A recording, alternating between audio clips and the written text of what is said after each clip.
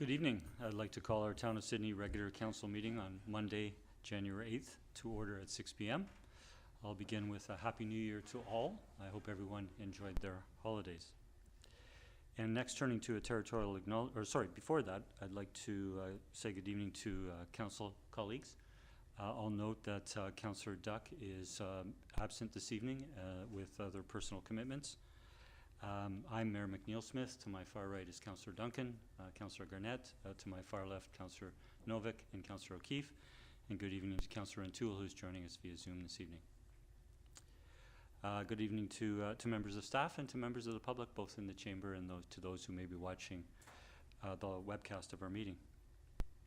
And now turning to the territorial acknowledgement, I wanted to respectfully acknowledge that we're holding our meeting this evening in the territory of the Wasanich nations, the Sawat, the Sartlip, the Pakwachin, the Sycam, and the Malahat nations.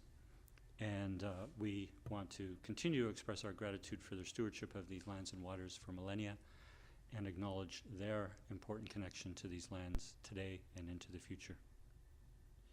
In turning to approval of the agenda, we do have 3 amendments since the agenda was published last Thursday. The first amendment is we have an item of correspondence from Peter Wainwright regarding council procedure bylaw changes, and that will land under item 13B. We have an item of correspondence from Chris McCarthy regarding backyard chickens, and that will go under correspondence for information under item 15.1. And we have a request from Councillor O'Keefe to raise from correspondence for information to correspondence item 15.9, which is a letter from Dennis Carlsen, President of the Sidney Community Association. That will become item 14A under correspondence. If I could have a motion to approve the agenda as amended. So, second. Moved by Councillor Novick, seconded by Councillor Garnett. Any discussion? Seeing none, all in favor? The motion carries. Thank you. We'll now turn to our public participation period, where we invite members of the public to come forward to speak to council. We ask that you keep your remarks to 4 minutes or less, and that when you do come forward, please provide your name and the municipality you reside in. And for a first time, is there anyone wishing to address council this evening? Please come forward. Good evening. Good evening, Mr. Mayor, members of council. My name is Dennis Carlsen. I'm here tonight representing the Sidney Community Association. My comments are in regards to the proposed amendments to the council procedures bylaw. The changes to the bylaw, as I understand it, will remove public participation regarding development applications, but the public will be permitted to speak on what is described as development-related matters. If I may, through you, Mr. Mayor, request clarification.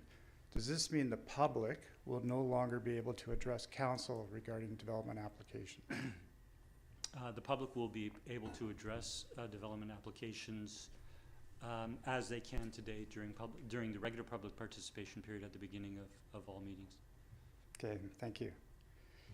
Turning to the staff report regarding delegation as an option for council consideration, specifically regarding development permits and development variance permits. For us, if council is considering this change, it's important that there be guardrails regarding which development permits will still require council approval. In regards to delegating development variance permits, the way I take this is that there would be no opportunity for neighbors who may be impacted by the variances that are being requested to make presentation to council. I stand to be corrected on this. Finally, in the interest of transparency, these proposed changes to the procedures bylaw must clearly be posted on the town's website so that the community is aware of what's being proposed. Thank you. Thank you, Mr. Carlsen, for coming forward this evening. I'll call for a second time. Anyone wishing to address council?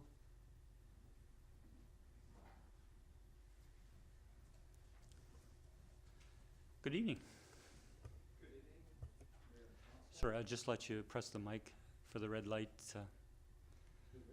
Just the button at the bottom of the mic. Just, there we go. Thank you. Okay, good evening, Mayor and Council. I too would like to address the procedures bylaw. If you could just introduce yourself and I'm Clarence Bolt, 9659 2nd Street, Sydney. thank you. And I'm speaking on behalf of myself. This is about the Committee of the Whole being eliminated and replaced or simply being assimilated into the Council. The first question is why? Why, from where did this initiative come? Why has this been deemed an issue that's important? What's the problem for which the elimination of the Committee of the Whole is the solution? So if this is the solution, there must have been a problem.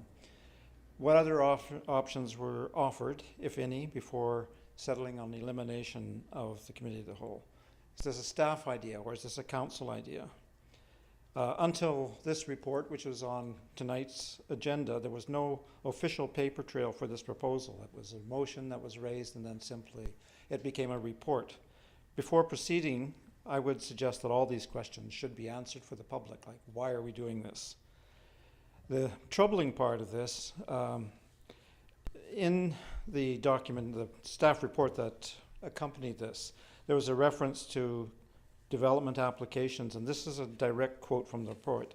It is strongly recommended that Council consider removing the public participation component, permitting a public participation opportunity after each development proposal presentation has the potential for significantly increasing the meeting time and detracting from other important business. Really? That's the pesky public, I guess, shouldn't say too much. I have to say that this ranks among one of the really bad ideas that I've seen in 4 decades of following local politics in southern Vancouver Island. The decision to change the meeting to 6, I think, was also a bad one, but it's this question of public participation. So I want to make a few points here. Why do we have a Committee of the Whole?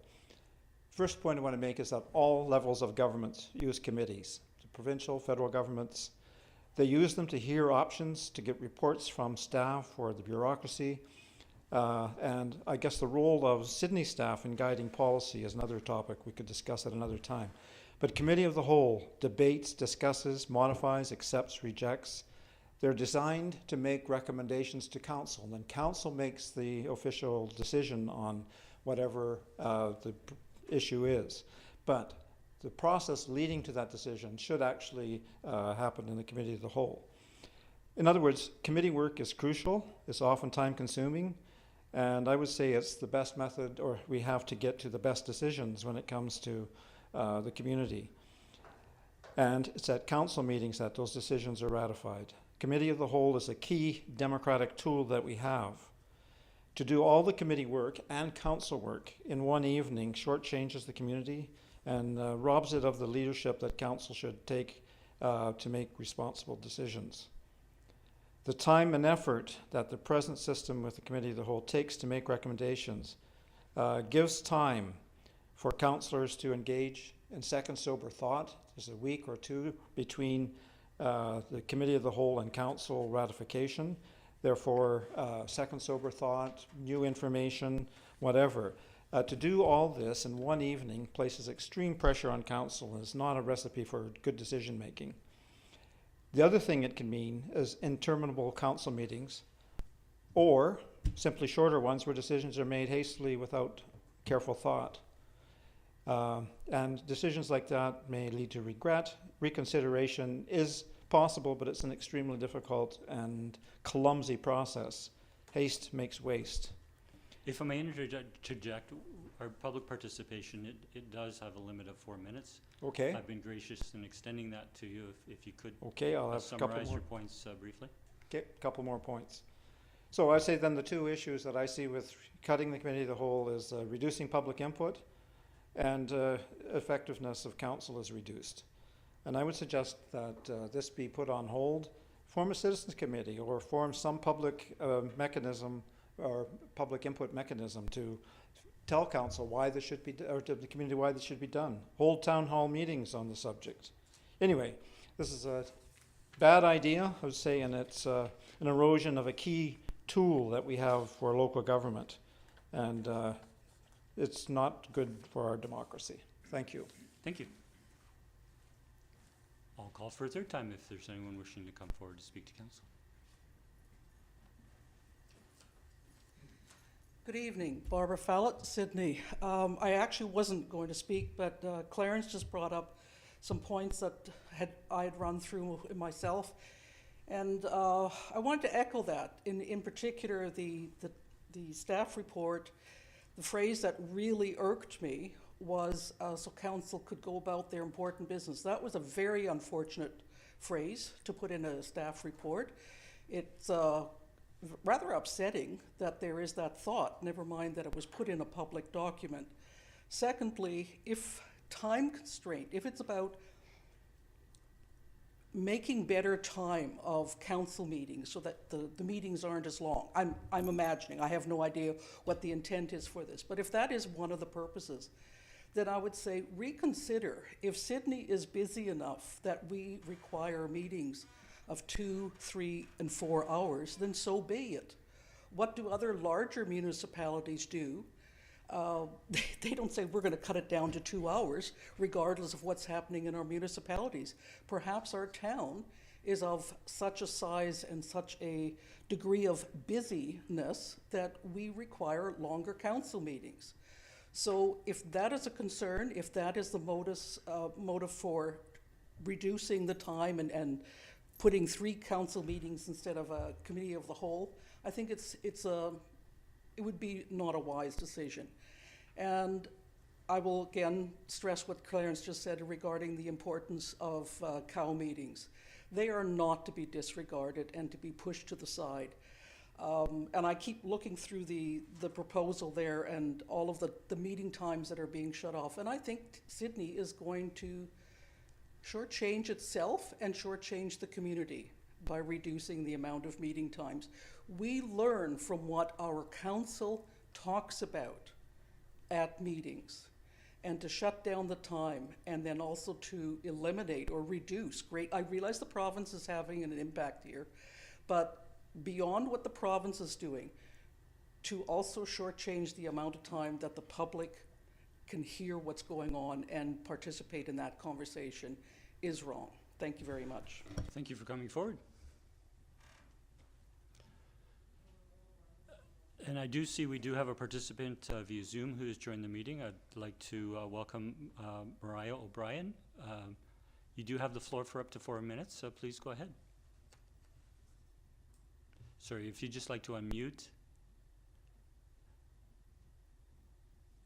There. Now you can hear me? We can. Please go ahead. Okay. Good evening, Mayor and Council. My name is Mariah O'Brien. I live in Sydney. You may recall that I have spoken to you before about my concerns that the Sydney senior residents, the 10% between the ages of 85 and 105, are not being well served by the town. Tonight, it is about how the proposed collection and disposal of refuse bylaw number 2259 is unfair to homeowners. My concern has 2 foci. The first is the differential in the rates of increase. The proposed change for full service is an increase of 54% over the existing rate. Homeowners are required to subscribe at this rate. The proposed change in the basic rate is an increase of 29% over the existing rate. It is without yard waste. Commercial customers have a proposed rate increase of 39.6%. Clearly, 54% hike is substantially more than any of the others. The numbers make it clear that the proposal is disproportionate and that the potential changes will have the most dramatic effect on the budgets of single-family and two-family homeowners. Please make the percentage changes in the increasing rates more equitable before Bylaw 2053 becomes Bylaw 2259. My second point, in my 4 minutes, I hope, is that some of the provisions which are carried forward verbatim from the 2013 bylaw likely create unnecessary hardship for many of your elderly homeowners. I am wondering if there are more modern ways to address whatever service issues are responsible for them. For example, requiring people to bring their containers to the curb even when they don't have any refuse that week. When you're over 80, taking your containers to the curb is not an easy task. Additional rules to consider revising: homeowners are not allowed to use smaller containers. Any and each act of non-compliance incurs a penalty of $100. Many seniors live on Canada pensions. These very high increases will affect them disproportionately. My second request is that the out-of-date provisions in the text of the bylaw are updated. Please, perhaps by talking to the staff who actually provide this service and seeing what innovations they will suggest. If in 2013, or when this was drafted, which could have been further in the past, these rules were put in place because drivers needed notification, surely there are electronic communications solutions in 2024. And I think that the elderly homeowners are being penalized more than others by the ruling that if you go away for an extended period of time, your household won't need pickup. Single and two family households are still required to pay the full service monthly rate. Sydney's elderly population are the most likely to go south in the colder months. In conclusion, I think that there are several sections of draft bylaw 2259 that, although they may have been suitable in 2013 and or suitable for a community with a population with a more typical age distribution, they are not suitable for the population of Sydney. I am requesting that Council direct staff to fully revise bylaw 2053, considering both Sydney's senior population and the potential technical solutions widely available in 2024. I believe that such scrutiny is particularly important when you are passing laws that affect everybody's daily lives, like refuse collection. Thank you for your attention. Mariah O'Brien. Thank you for coming forward to address council this evening. We appreciate your remarks. And it is an item coming up on the agenda shortly, and I hope that we will speak to all of the points that you've raised. Thank you. I hope to hear what you say. Thank you. Thank you. Ms. Nelson, I'll just procedurally, our webcast is slightly delayed. Would it be appropriate for Mariah O'Brien to disconnect and connect to the live webcast, or? Well, that was what she asked me to do in the email. Yeah. Okay. So we're asking you if you can disconnect via Zoom, but please feel free to rejoin via webcast. You may, if you join right away, see this all over again because there's just a little bit of delay, but we will come to the item this evening. Okay. Thank you. Thank you. I'm going to have some supper. Okay. Bye. Bye-bye. For last time, is there anyone wishing to come forward to address council? Seeing none, I'll close public participation. Thank you to all. And we'll now turn to the first of two presentations this evening under item 4D1. Pleased to introduce Michael Goodchild, Executive Director of the Sydney Museum and Archives Society, who's providing a presentation on the 2023 Sydney Museum Report and 2024 Business Plan. Good evening, Mr. Goodchild. I think you're aware that we ask that you keep your presentation to 10 minutes or less, but also if you would consider taking questions from council after your presentation. The floor is yours. Thank you very much. Just going to make sure that my presentation's good to go, and we'll dive right in. Great. Good evening, Mayor and Council. Thank you very much for giving me the opportunity to present to you this evening on behalf of the Sydney Museum and Archives Society as I share some highlights from the museum's 2023 annual report and 2024 business plan. I also wanted to pass along the regards of our board chair, Shannon Newstater. She had intended to be here in person tonight. Unfortunately, she's feeling under the weather, but she is tuning in via the webcast, so she's with us in spirit this evening. Next slide, please. My intent this evening will be to provide a summary of the museum's activities in 2023, from staffing changes to featured exhibits and projects, and then I will outline the museum's plans for 2024 and beyond, both from a display and interpretation perspective, ongoing projects, and future plans. So, unfortunately, the museum has experienced a second staff turnover in as many years, and in spring of 2023, we welcomed 2 new full-time staff members, Jessica Payne, our Assistant Director and Archives Manager, and Charlotte Clark, who is our Outreach and Volunteer Coordinator. We also welcomed a part-time staff member, Museum Assistant, and as of October 2023, our Archives Intern, Orion Denroche. Since starting, however, they have more than proven themselves. They have really taken the museum from strength to strength, engaging in projects I did not believe would be possible for 2023, and I could not be more grateful or lucky to be working with them. They are an absolute credit to the profession, and I'm really excited for the work that we're going to do together this year. And I'm also happy to report that as of 2023, the museum continues to perform very well indeed from both a financial and a visitor perspective, even in the face of growing administrative costs and staffing instability. So our end-of-year operating budget, which had been predicted for just over $203,000, with a surplus of $5,900, in fact came to $201,000 with a surplus of $4,200. So very close to what we had predicted, and a nice indicator that at least financially speaking, the museum does remain stable from year to year, even amid additional challenges. Our 2024 operating budget, which had been submitted alongside our annual report, takes this into account, and as per the 5-year lease and operating agreement signed between the museum and the town of Sydney, we will not be making any requests for an increase of financial support from the town of Sydney. The amount that is listed in our operating budget simply takes into account an anticipated 4% consumer price index increase. Beyond that, there are no significant requests from a financial point that we'll be making as of this year. As ever, we're very grateful for the support we receive from the town of Sydney, and on behalf of the museum, I hope that we can continue to be worthy of the support received. Visitor attendance continues predictable trends as we witnessed in previous years, and in total we welcomed 13,433 visitors through the doors, outpacing visitorship in 2022 by about 1,500. Of these, over 10,000 were local residents, local that is to say from Sydney, North Saanich and the peninsula, effectively anywhere north of Victoria.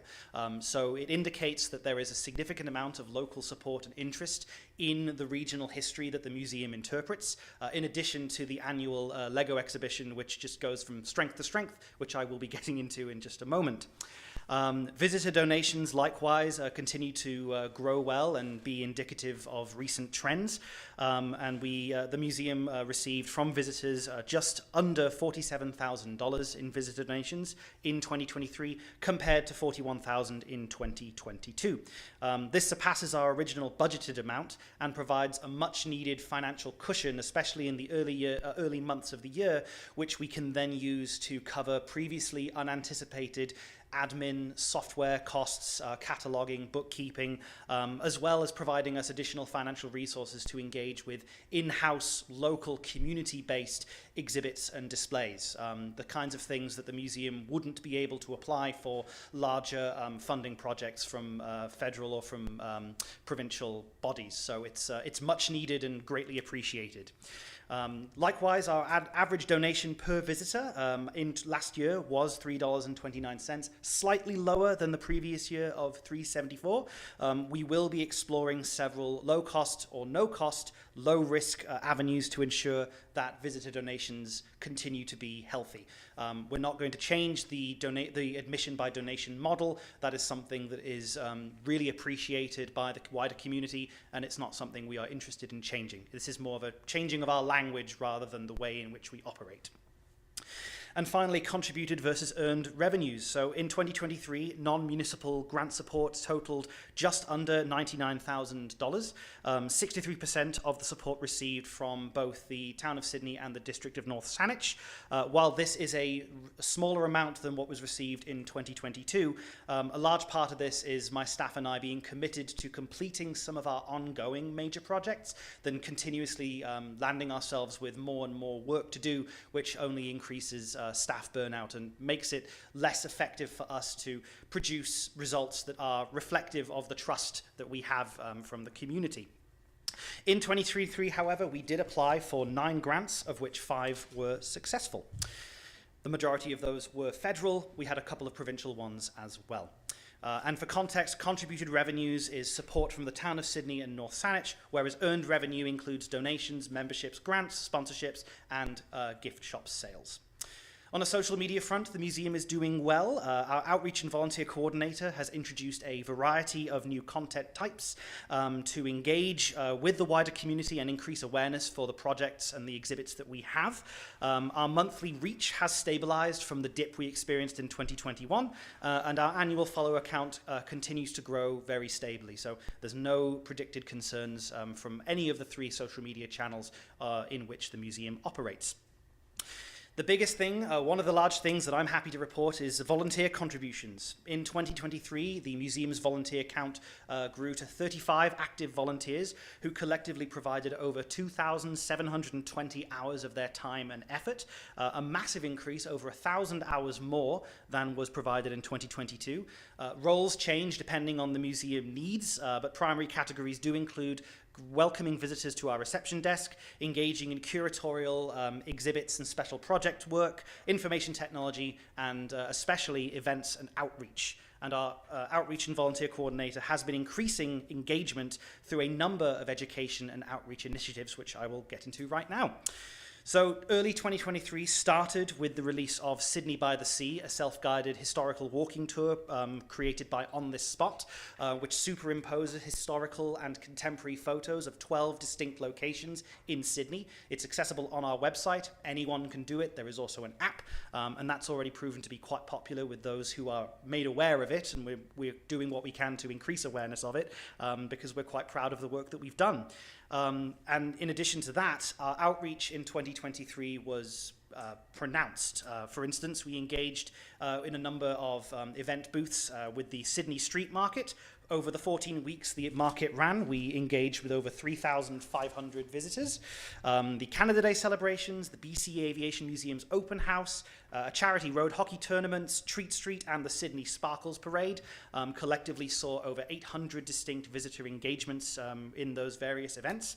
And then in addition to that, our outreach and volunteer coordinator has been developing and implementing additional opportunities for interactivity with our visitors. The aforementioned opening receptions that we will continue to do with exhibits that we feature, public programs that we experimented in one exhibit last year where visitors had the opportunity to meet with some of the artists we had for our laundry room exhibit, and then additional interactivity activities for visitors with younger children, so that there are additional means for them to engage with local history in a more family-friendly approach. Our featured exhibits in 23, we had 3, and in addition to 5 seasonal displays. We had our major Lego fan exhibition at the start of the year, in which we welcomed over 10,000 visitors, almost 2,000 visitors during the Family Day weekend alone. Our Snapshots of the Saanich Peninsula, which was an in-house exhibit that connected us with 24 professional and amateur photographers, providing over 100 photos and engaging with over 2,800 visitors. And then in the fall, the laundry room, airing our linens, in which we connected with 4 peninsula-based textile artists, and through a combination of their artwork and objects taken from the museum's permanent collection, we were able to bring to life an aspect of women's work and societal history that is often under-celebrated, certainly underwritten in most contemporary and conventional histories. And for that exhibit, we welcomed over 1,400 visitors, and feedback was very positive and similar to 2022's Little Black Dress exhibit. Unexpectedly popular and provides a great basis of foundation that we can work with these artists in the future. Regarding non-exhibit improvements, 23 also saw the implementation of a variety of permanent additions to the museum. We have reintroduced and revitalized our museum gift shop with plans to introduce more museum-branded objects to sell for reasonable prices this year. Revitalizing the museum's multi-purpose room through the Arts Infrastructure Grant from the province of BC, which provides a more effective space for accessioning and deaccessioning of objects in our permanent collection, as well as a more ideal space for public programs and third-party groups coming to the museum for various activities.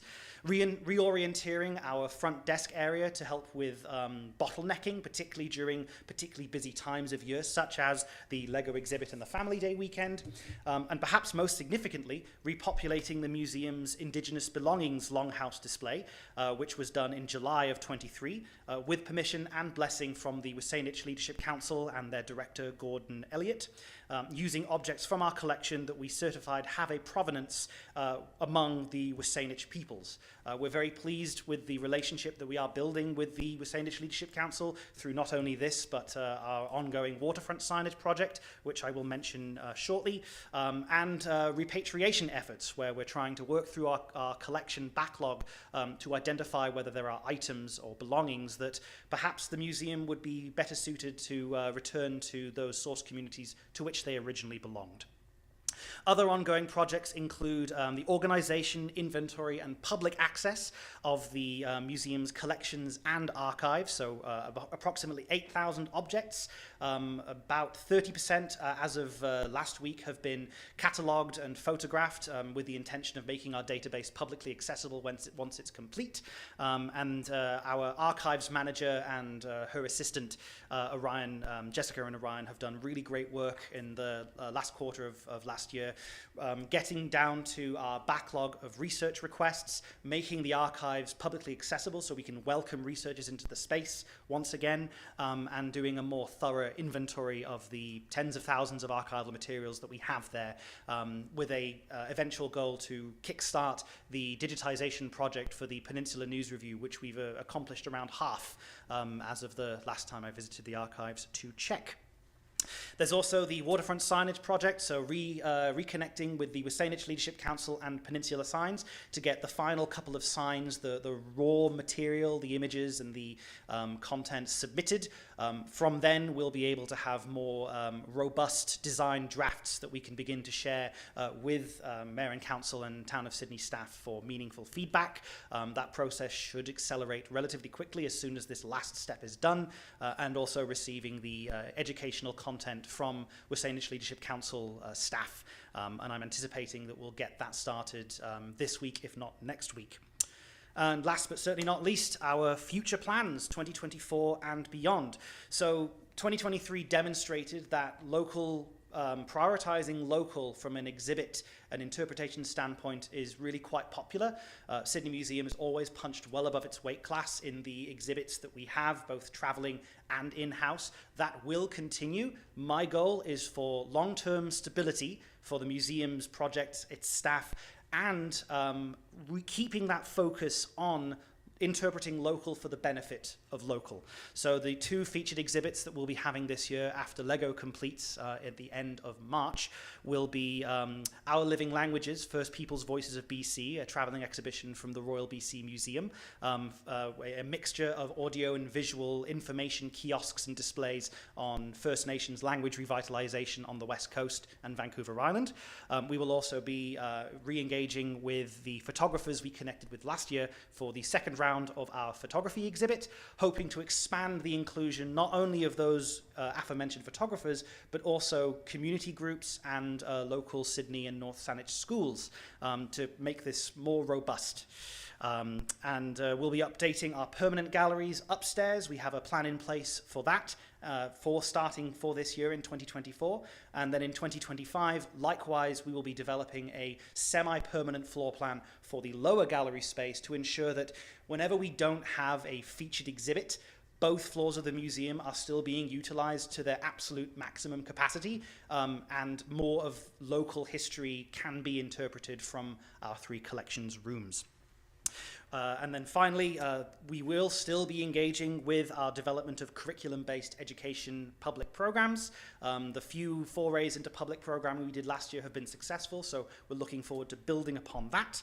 And finally, implementing some Indigenous ethics workshops for staff and volunteers as part of a broader goal of relationship building and reconciliation with First Nations groups.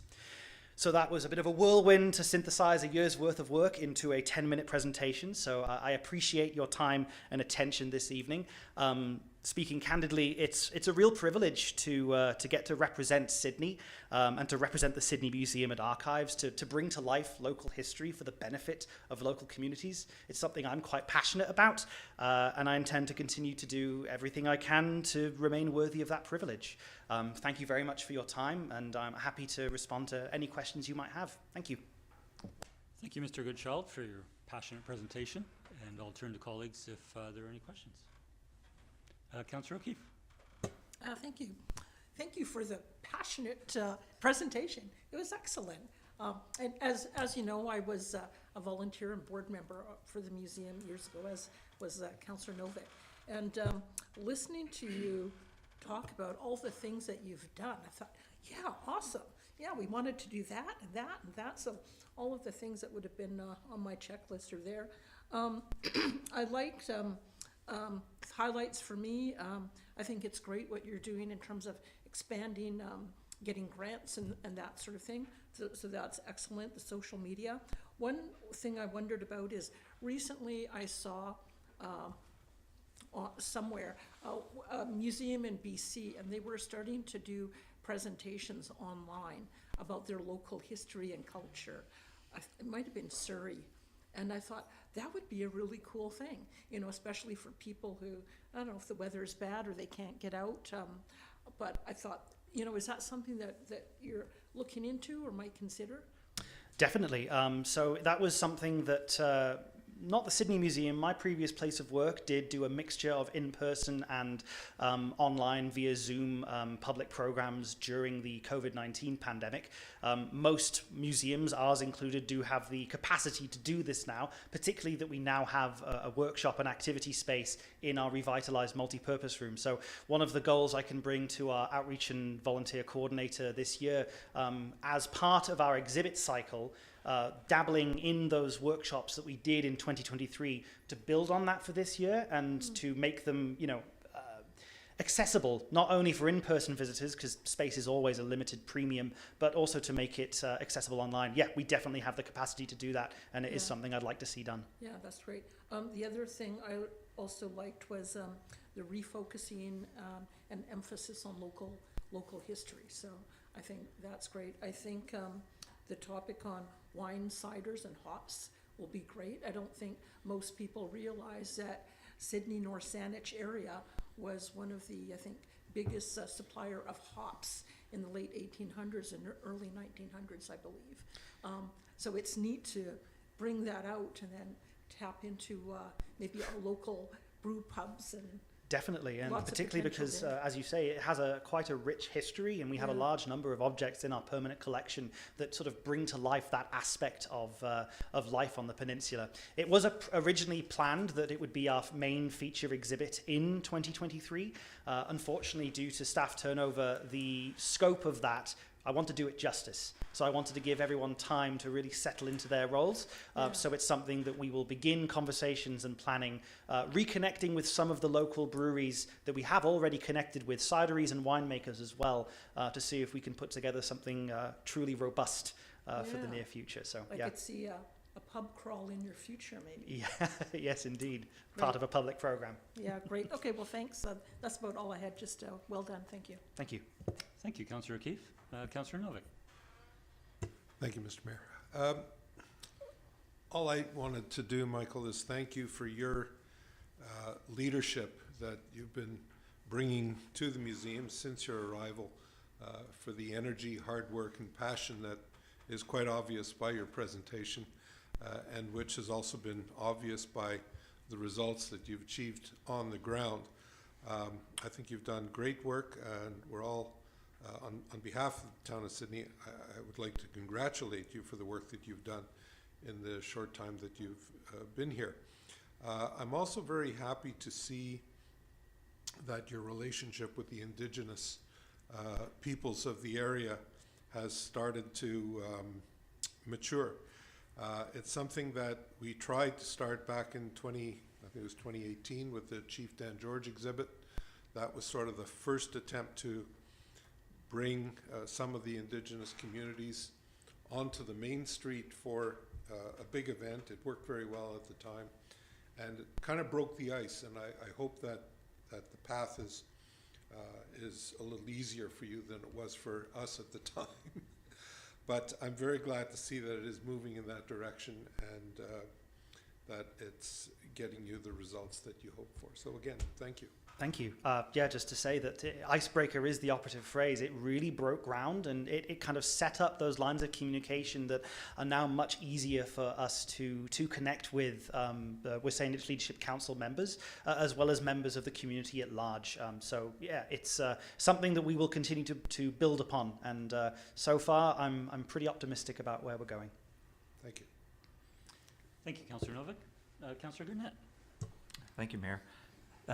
Thank you, Micah, for the presentation. I actually have a question and a comment. The question is, given everything, do you still feel within your package here that the waterfront signage will be on schedule to be unveiled in June, or do you feel like it might be? I'm still pretty confident that we can have it unveiled this year. Whether it's June or July or August, it's more of a moving target. Because part of the issue that we're facing, or the challenge, I suppose, there's several interested parties that we need to collate information from before we can really move ahead with design. Peninsula Science has requested that we submit all of the raw data to them, and then they will kind of get into the nitty-gritty of developing the raw design proofs, which we can provide. That design they gave to us in November of last year was more of a placeholder than anything. It has certain design motifs which I quite like, but there is quite a bit of tinkering that we need to do with that one before I'm satisfied with it. This is one of the reasons behind my impetus of reconnecting with Saanich Leadership Council as starting tomorrow, in fact, because I met up with them via Zoom shortly before the holiday season started, and they indicated that they have the content ready to go. They were just passing it amongst some knowledge keepers for verification purposes. But the three broad content topics that they will interpret, they're doing on our behalf, as well as the development of unique artwork by local artists to kind of be appearing on those signs that you won't find anywhere else. I'm hoping that they'll have good news for me. I'm confident that they will. They're very committed to the project. Great. Thank you. I just want to say that when you mentioned the final attendance numbers, I think it's important for people to realize that in 2022 you had an extra month of Lego. So that shows just how successful 2023 was actually, with only going back to the normal 3 months as opposed to 4. So that's an important thing to remember. You know, and as you spoke to in your presentation, it's amazing what your volunteers and board do when they're active, and your board members are all volunteers as well. So they give back because they're passionate about what and they believe in what you're doing there. The ability for yourself and the Human Resources Committee to come up with excellent staff members who have blended right in and beautifully actually to carry on with everything, and there was basically a seamless transition. Finding Orion, that's like a gem. You polished a diamond out of coal there. Like that was a real steal for you. Definitely. You guys, and to be able to bring it back on and do more work in our archives is amazing. It's absolutely amazing. But I do actually and want to speak to the fact that 5 years of a liaison to the museum, this last year was the most visible I've seen the museum in the community. So really hats off. I joked about it like I saw Charlotte everywhere, but literally I saw the Sidney logo at so many different events, and that hadn't happened before. And I think that was a real positive influence and benefit to your organization. And just thanks to you, because I don't think, if you put it in perspective, people can understand. You were working as a one-man show briefly, with a lot on the go, and your first child on the way, and came shortly after. Congratulations. Thank you. So that was a lot to take on at one time, and you came through with flying colors. And I just want to thank you for all you've done and your leadership, as Councillor Novick spoke to, in bringing forth a great community asset. So thank you very much. Thank you. I really appreciate that. Thank you, Councillor Gurnett. I'll end by, Councillor Rintoul. Thank you, Mayor. Just briefly, and thank you for the presentation.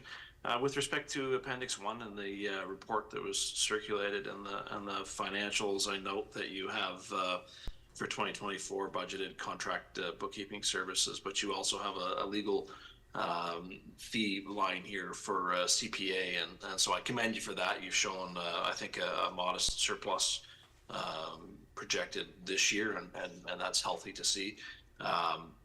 The legal professional fees for Sandra Boyd CPA that are envisioned under the budget, is that with reference to a annual financial review, Michael? Yeah, that's correct. It's something that the museum has had a working relationship with Sandra Boyd. Previously, Richard Flader, CPA, I believe. Sandra Boyd, I think, took over after Mr. Flader retired last year. So this is something that the museum leadership and myself will be keeping an eye on for this year, because there are a couple of other more local Sydney-based CPA services that we may be wanting to consider for a sort of longer-term partnership. But yeah, that's sort of essentially the explanation there. Good, thank you. I think that's important that you're doing that and keeping close tabs on it. Thank you, Mayor. Thank you, Councillor O'Toole. And I'll just finish, Michael, by thanking you for your presentation. Thank you to colleagues for your positive remarks back to Michael and his presentation. And please extend our appreciation to your volunteer board of directors, to your volunteer docents who keep the museum open during the day, and to your staff, to yourself and your staff. So thank you again for your presentation. Congratulations and continued success. I'll pass it along. Thank you very much. I appreciate it very much. Thank you. We'll turn to our next presentation under 4D2, which is, and I'm pleased to introduce Morgan Shaw, Executive Director, and Natalie Bobrowich, Business Development Manager of the Sydney Business Improvement Area Society. They're presenting the 2023 Business Development Report and the 2024 Economic Development Plan. Good evening, ladies.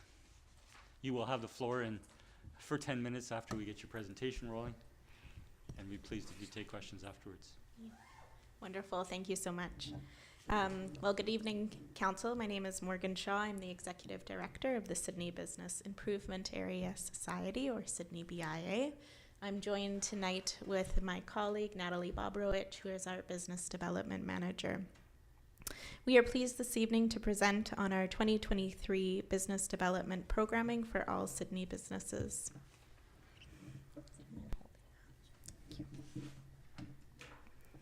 As the Sydney business community navigated through the many impacts of COVID-19, the Sydney BIA identified the need for increased programming and support for all Sydney businesses. The Sydney BIA approached the Town of Sydney Council with a proposal that allowed for the Sydney BIA to offer business support services to all Sydney businesses. The MOU was formally implemented beginning in the spring of 2021 for a period of 2 years. At the beginning of 2023, the Sydney BIA approached Council for a 1-year extension in efforts to bridge business development programming with the economic development plan for the Town of Sydney, or while that was finalized. I'll pass it over to Natalie for highlights. Some of the highlights of this year have included, as you can see, the Employment Expo, quarterly business mixes, a business development survey, along with a lot of the welcome packages and business welcoming that we previously have done. This report was developed collaboratively using information gleaned from situational analysis, in-person conversations, and survey consultation with the various business groups in Sydney, including West Sydney, Harbour Road, home-based businesses, and downtown Sydney. Key areas for concern and consideration in 2023 shifted from the COVID-19 public health concerns to concerns such as staffing, inflation, and planning for business recovery and growth.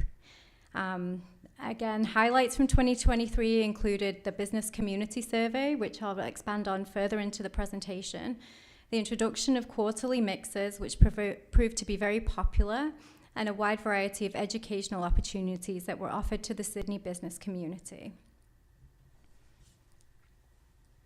So partnerships in 2023, partnerships, connections, and collaborations had have been an important focus for business development through the Sidney BIA. Sidney is a small municipality, but part of a much larger picture. By ensuring that Sidney continues to have a seat at the table of various organizations that are listed here, we feel confident that we are sourcing the best possible resources for businesses in Sidney and using trends identified by various organizations to guide programming, outcomes, and business development support and services.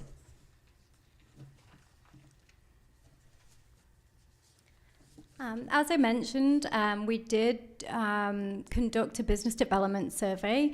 This took place in February 2023 and was circulated to all Sidney businesses.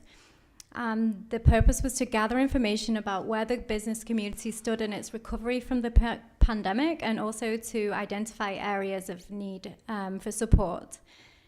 106 Sidney businesses responded, and key findings included that while 64% of businesses had fully recovered or increased their revenue and sales since the pandemic, 36% were still recovering. Priorities for businesses moving forward include moving online, areas such as e-commerce, social media, digital marketing, employee and attraction and retention, and business-to-business community building.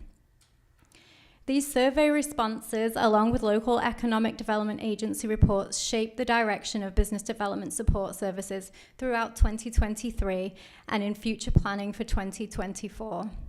For example, due to demand from the business community, the Sidney BIA established a program to host quarterly mixer events to allow businesses to network and connect in a casual environment.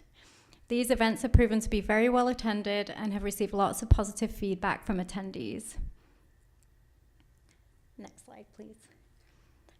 In March 2023, the Sidney BIA partnered once again with with Beacon Community Services to host the second annual Sidney Employment Expo.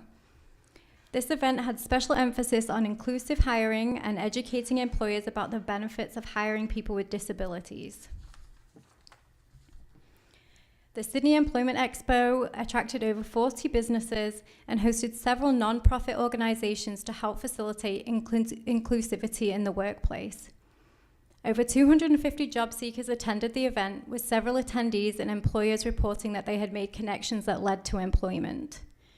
Some of the special features of the event included educational sessions about inclusive hiring for employers prior to the event, and these were offered both in person and online.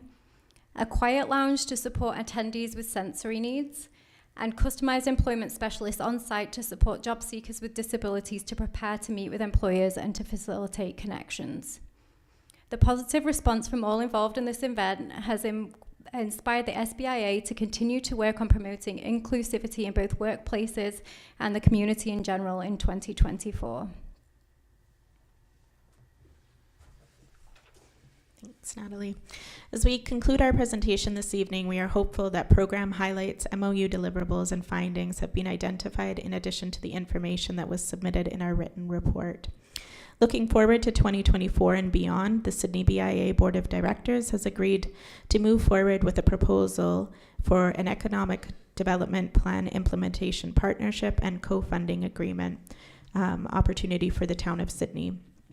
The mandate of the Sidney BIA allows for collaborative efforts that support the mission of the society and the well-being of the business community, inclusive of the implementation of the economic development plan. As outlined in the Town of Sidney Economic Development Plan, the Sidney BIA is listed as a key partner in numerous areas. Much of this work is already underway through active business development programming, which has been built upon throughout the last 3 years. The proposal included in tonight's presentation outlines a strategic collaboration that aims to leverage resources for mutual benefit and community advancement.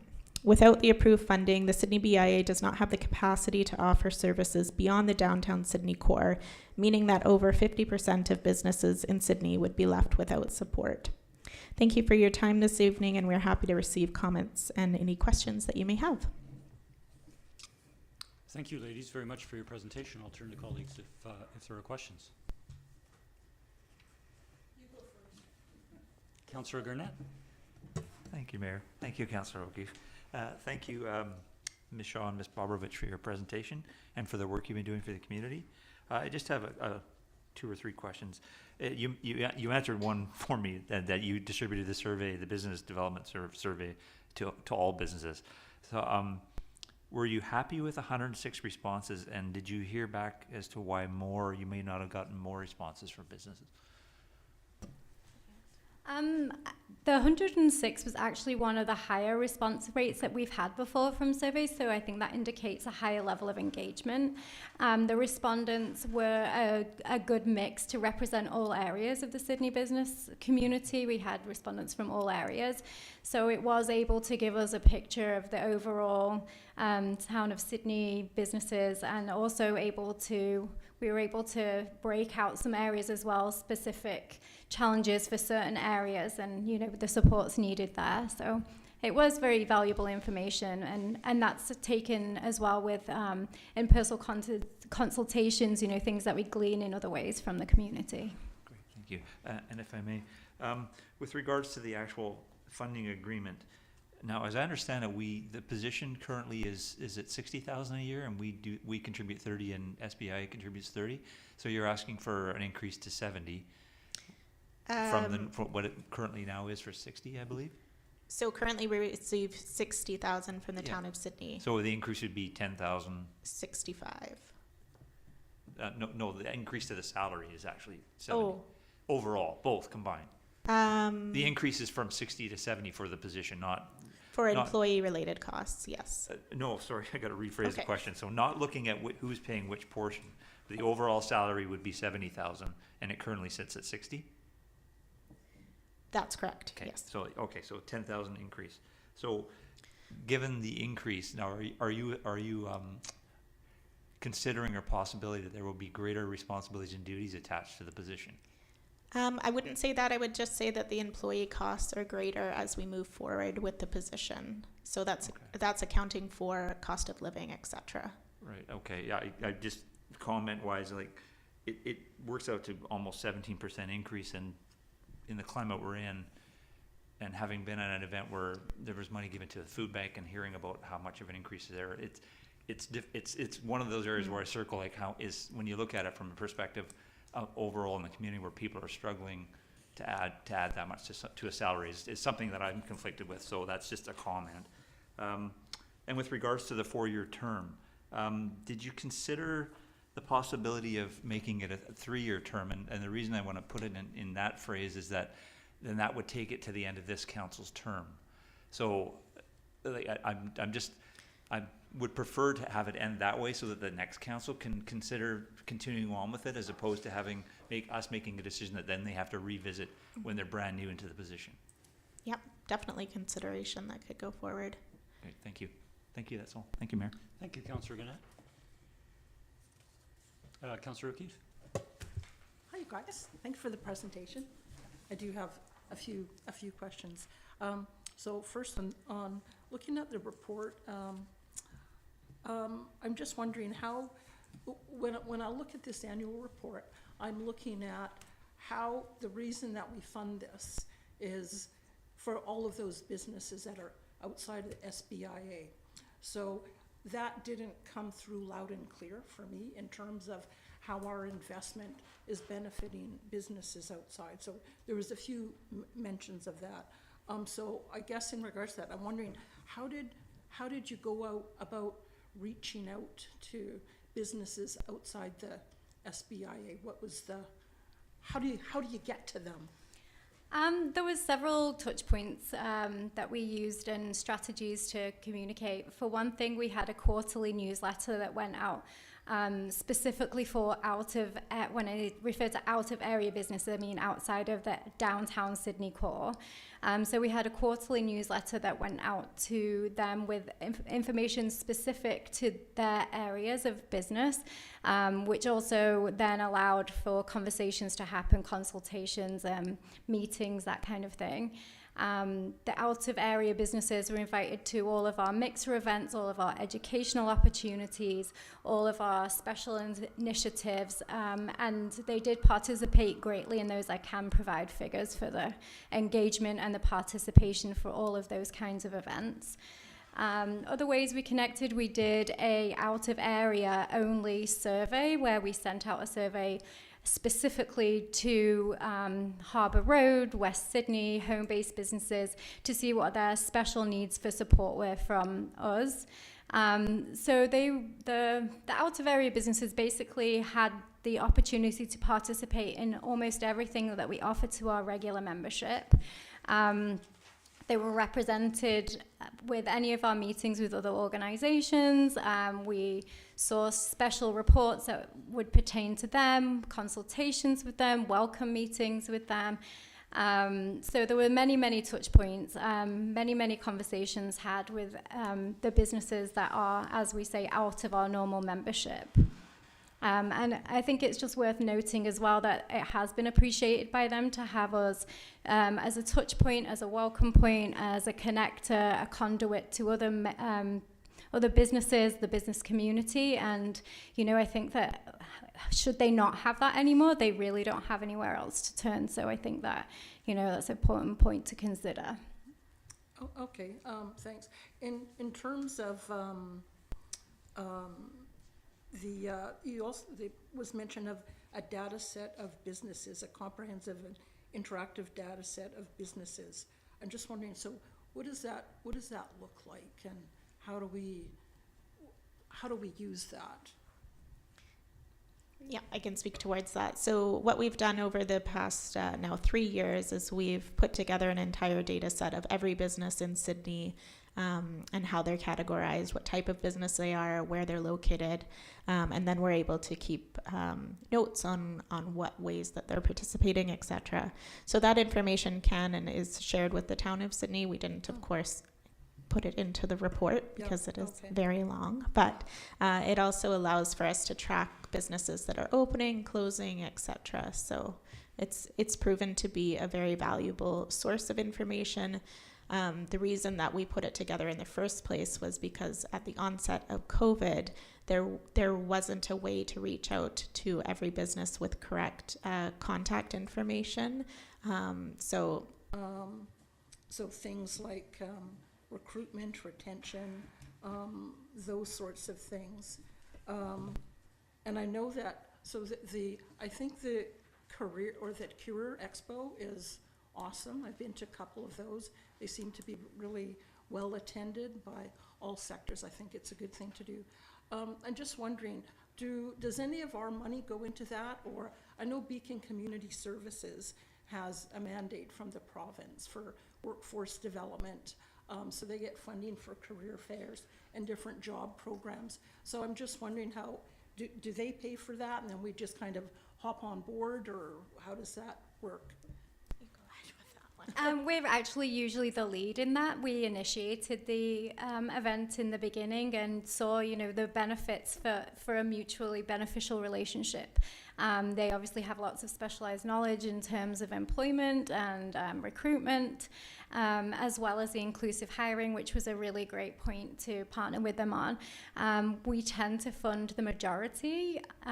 They did have a grant this year of, I think, $5,000 to help with inclusive hiring and spreading the word and providing resources for that. So it was, you know, more of a financial partnership this year than last, but we just have a great working relationship with them, and we can obviously benefit each other as organizations. Yeah, that's great. Now, in terms of the proposal, so I'm looking at the ECDEV plan. What I'm gathering is that you would be, I guess, taking the lead on sort of people initiatives and for all businesses. And I guess I'm wondering if you're aware that there are other, you mentioned earlier that there's no other organizations providing support to other businesses.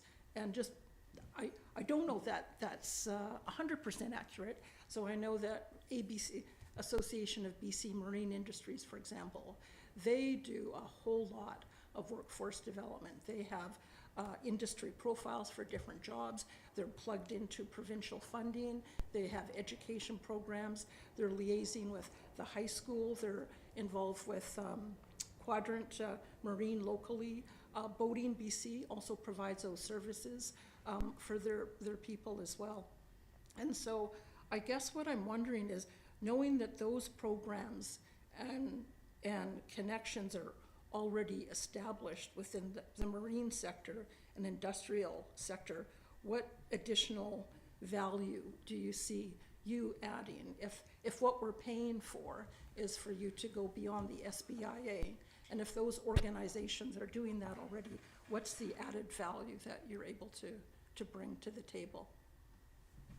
Do you want to speak towards that? Sure, yeah. I mean, I certainly see the work of ABCMI as being incredible and specialized. I think where we come in is the fact that we're very visible in the community. We have lots of connections. We serve well as conduits and bringing people together. For example, in the ECDEV plan, there's talk of developing a blue economy. Well, that's a huge plan just within itself, and it takes many levels of people and groups to do that, both municipally, provincially, working with Indigenous peoples.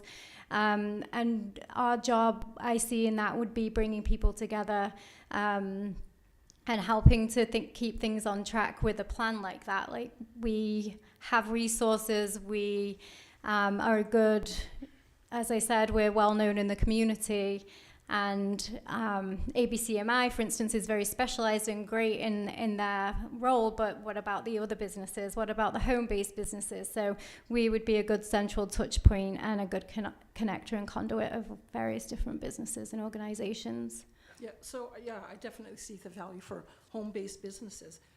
Going on with the blue economy, I don't know how much research that you've been able to do on that, but it's something that I've spent the last couple of years looking into and talking to Ocean Networks Canada and ABCMI, Coast, Boating BC, representatives from our local marine sector, and several businesses on the west side about the blue economy. And, you talked about having connections and access, and ABCMI and Coast are exactly the sort of organizations I think we should be tapping into and leading that.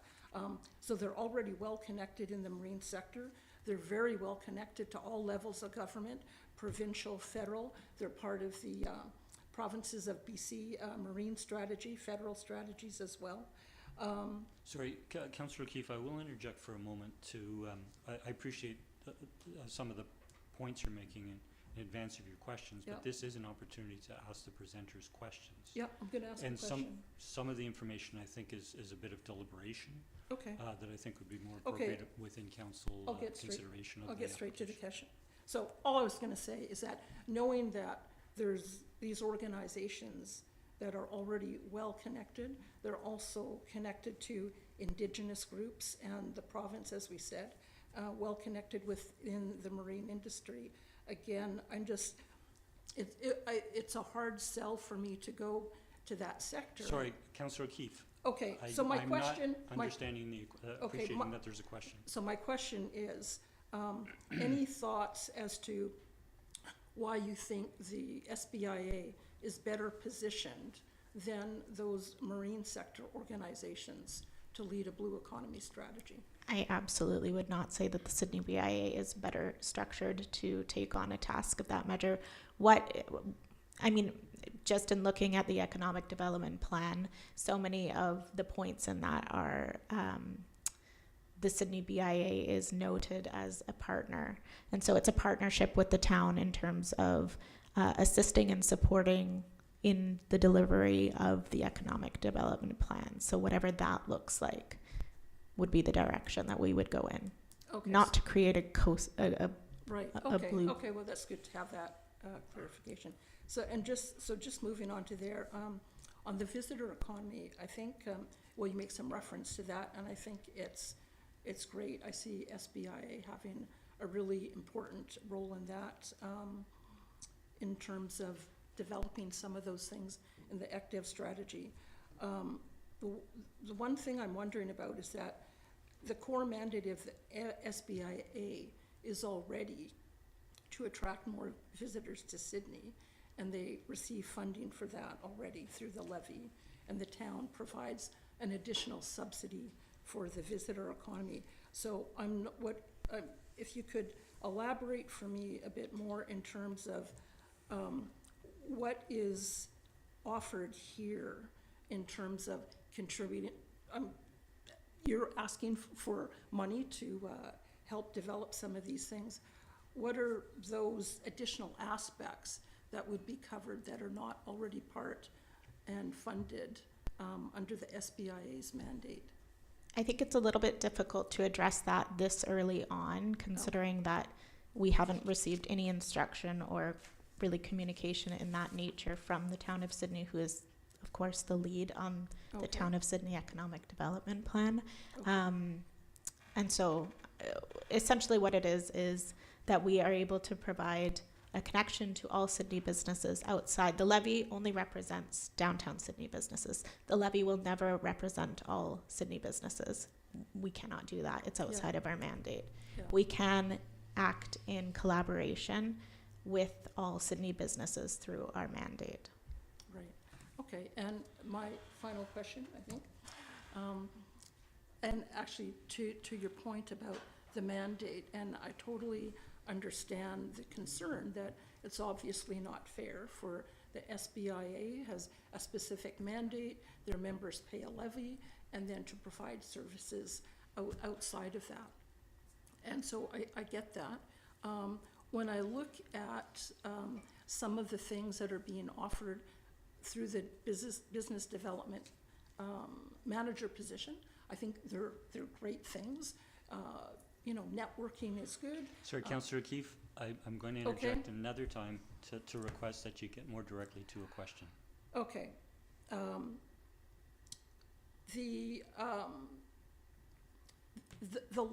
Those things that you're currently doing, to me, are things that are normal sort of business activities, and businesses should be responsible for funding those. So it makes sense to me that the SBIA, you're covering your portion by your members' fees. What we're doing is using taxpayers' money to pay for business activities. Councillor Keefe. And so I'm wondering, my question is, have you thought about, instead of asking the town for money, asking those businesses that feel that there's a need for your services to sign on as either associate members or to broaden the boundaries of the SBIA so that those businesses are contributing that rather than Sidney taxpayers? It's all consideration. So what we proposed, what is in the proposal with regards to the economic development plan, that's what we can speak towards. If there's merit in that, great. If not, then only downtown Sidney businesses are represented, and we'll move forward with that. Yeah, okay. Okay, thank you. Thank you, Councillor Keefe. I'll turn to Councillor Rintoul.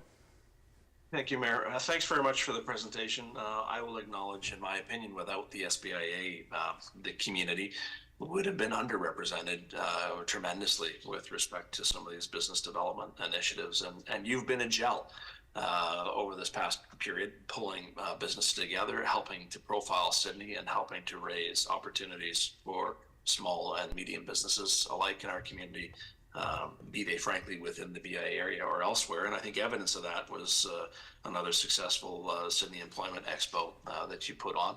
Councillor Keefe spoke to that. I won't follow further except to look for your comment. Are you still seeing in your anecdotal discussions with your business community, be it within the BIA or broader Sidney community, a real demand for the Business Employment Expo? Do you hope to do it again? And what sort of feedback did you have on results from the previous two expos? Thank you. Yeah, to answer those questions, certainly the expos in the past have been, they've been very valuable to the businesses that have attended. That's the feedback that we've received. It's something that we're looking at for 2024. Is it something that the businesses require? And that's one of the benefits of this position, is that we can be agile and listen to what the business community needs in terms of the direction that we should be taking through programming. So last year, yes, it was a lot of business, or it was a lot of employment, recruitment, etc. So what 2024 looks like, that's what we are in the discussions of currently. Does that answer your question?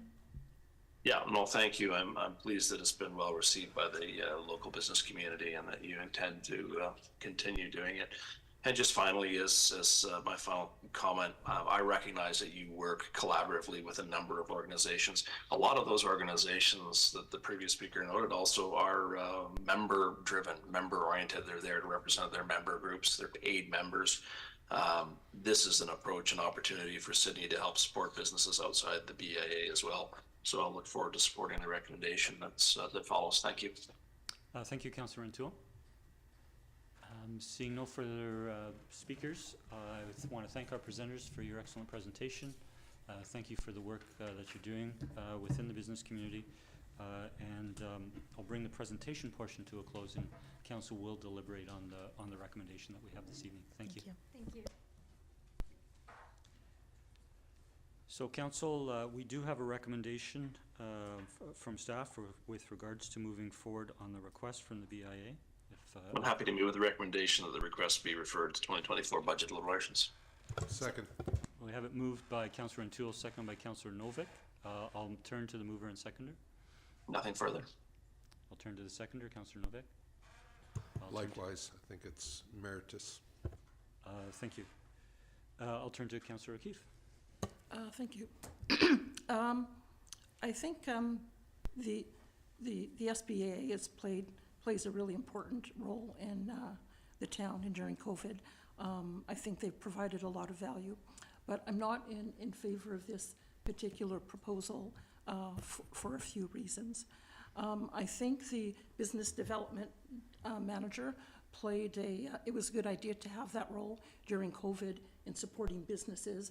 It was a chaotic time. There was a lot of different programs coming out, health regulations all the time, and I think they did a really job at providing support and shepherding businesses through that. We extended it a bit because of we didn't have our ECDEV strategy in place, but we've got that in place now.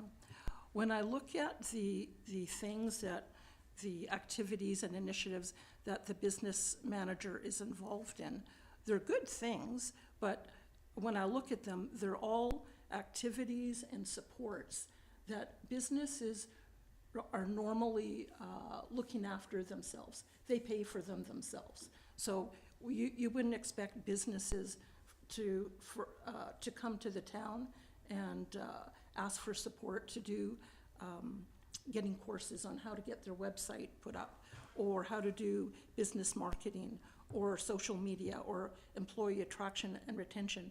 Those are basic operating things that a business has to do, and they should fund those themselves. And the SBIA has their members submit a levy. That is their business money, that is their operating money, and they have made a decision that that's what's good for them. And so I support that. However, what we're being asked to do is to provide taxpayers' funds to provide funding for business activities. And I don't think we should be doing that. If businesses feel that they want that sort of support, they can opt to be an associate member of the SBIA. That's available to them. Or, as I said before, if there's a big demand for it, they could look at expanding their boundaries. But my issue is providing taxpayer funds for activities that businesses should be paying for. In addition, I think that there are other organizations out there that we could tap into. I'm concerned about a four-year contract and close to $250,000 being put into sort of all our eggs into that one basket. And in the last little while, we've made connections with other organizations like ABCMI and COAST. SIP is looking at our community profile. So I'd like us to be looking at other ways where we can spread out the money and support other initiatives. So when I look at the proposal, what's absent for me, and the presenters mentioned that it's not really fleshed out yet, because it doesn't seem clear as to how they're going to proceed next. So I don't think when I look at it and I say, What are the deliverables? What are we going to get out of this for businesses that are outside of the SBIA? What reporting, accountability, that sort of thing, and I don't see that. So I think before even taking it to budget, there needs to be more detail for me in terms of, and justification for why the town is going to use taxpayers' money to fund business activities. So I will not support the motion. Thank you. Thank you, Councillor O'Keefe. I'll turn to Councillor Duncan. Or sorry, I had, yes, Councillor Garnett first, then Councillor Duncan. Thank you, Mayor. Thank you, Councillor Duncan. I will support the motion, and based on the way it's worded, to have the discussion during budget deliberations, I think is the appropriate time to have the more in-depth discussion around this. The presenters have heard the concerns I have. I'm sure they'll take those into consideration.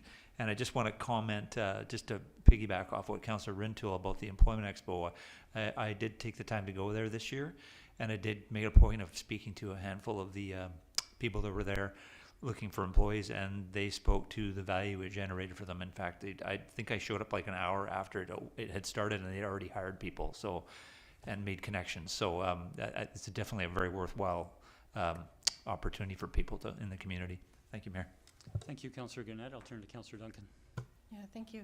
I'm okay with this going forward to budget deliberations as well. I am not as concerned with the size of the raise that would be considered for the reasons that Councillor Garnett brought up, simply because I know a lot of those people at the food bank who are now using it are people who are employed, and their employers couldn't give them the raises that were, you know, with the cost of living these days, and so that's why they're there. So I think this is kind of one of those steps that, unfortunately, when they say cost of living raise, it really is. It's also pointed out in the report that this is a gross income, and there's deductions, of course, that come off of that we can't control, and neither can the SBIA.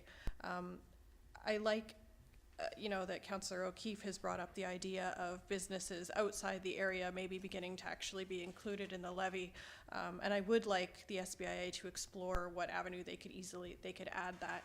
I used to be an associate member, even though I was located when I had a business outside, because I did business downtown, and I know so that there are businesses outside, if they don't have a plausible way that they're doing business downtown, cannot be included, but perhaps there's an easier way that we can add that to part of their mandate, and have those businesses actually pay into it going forward.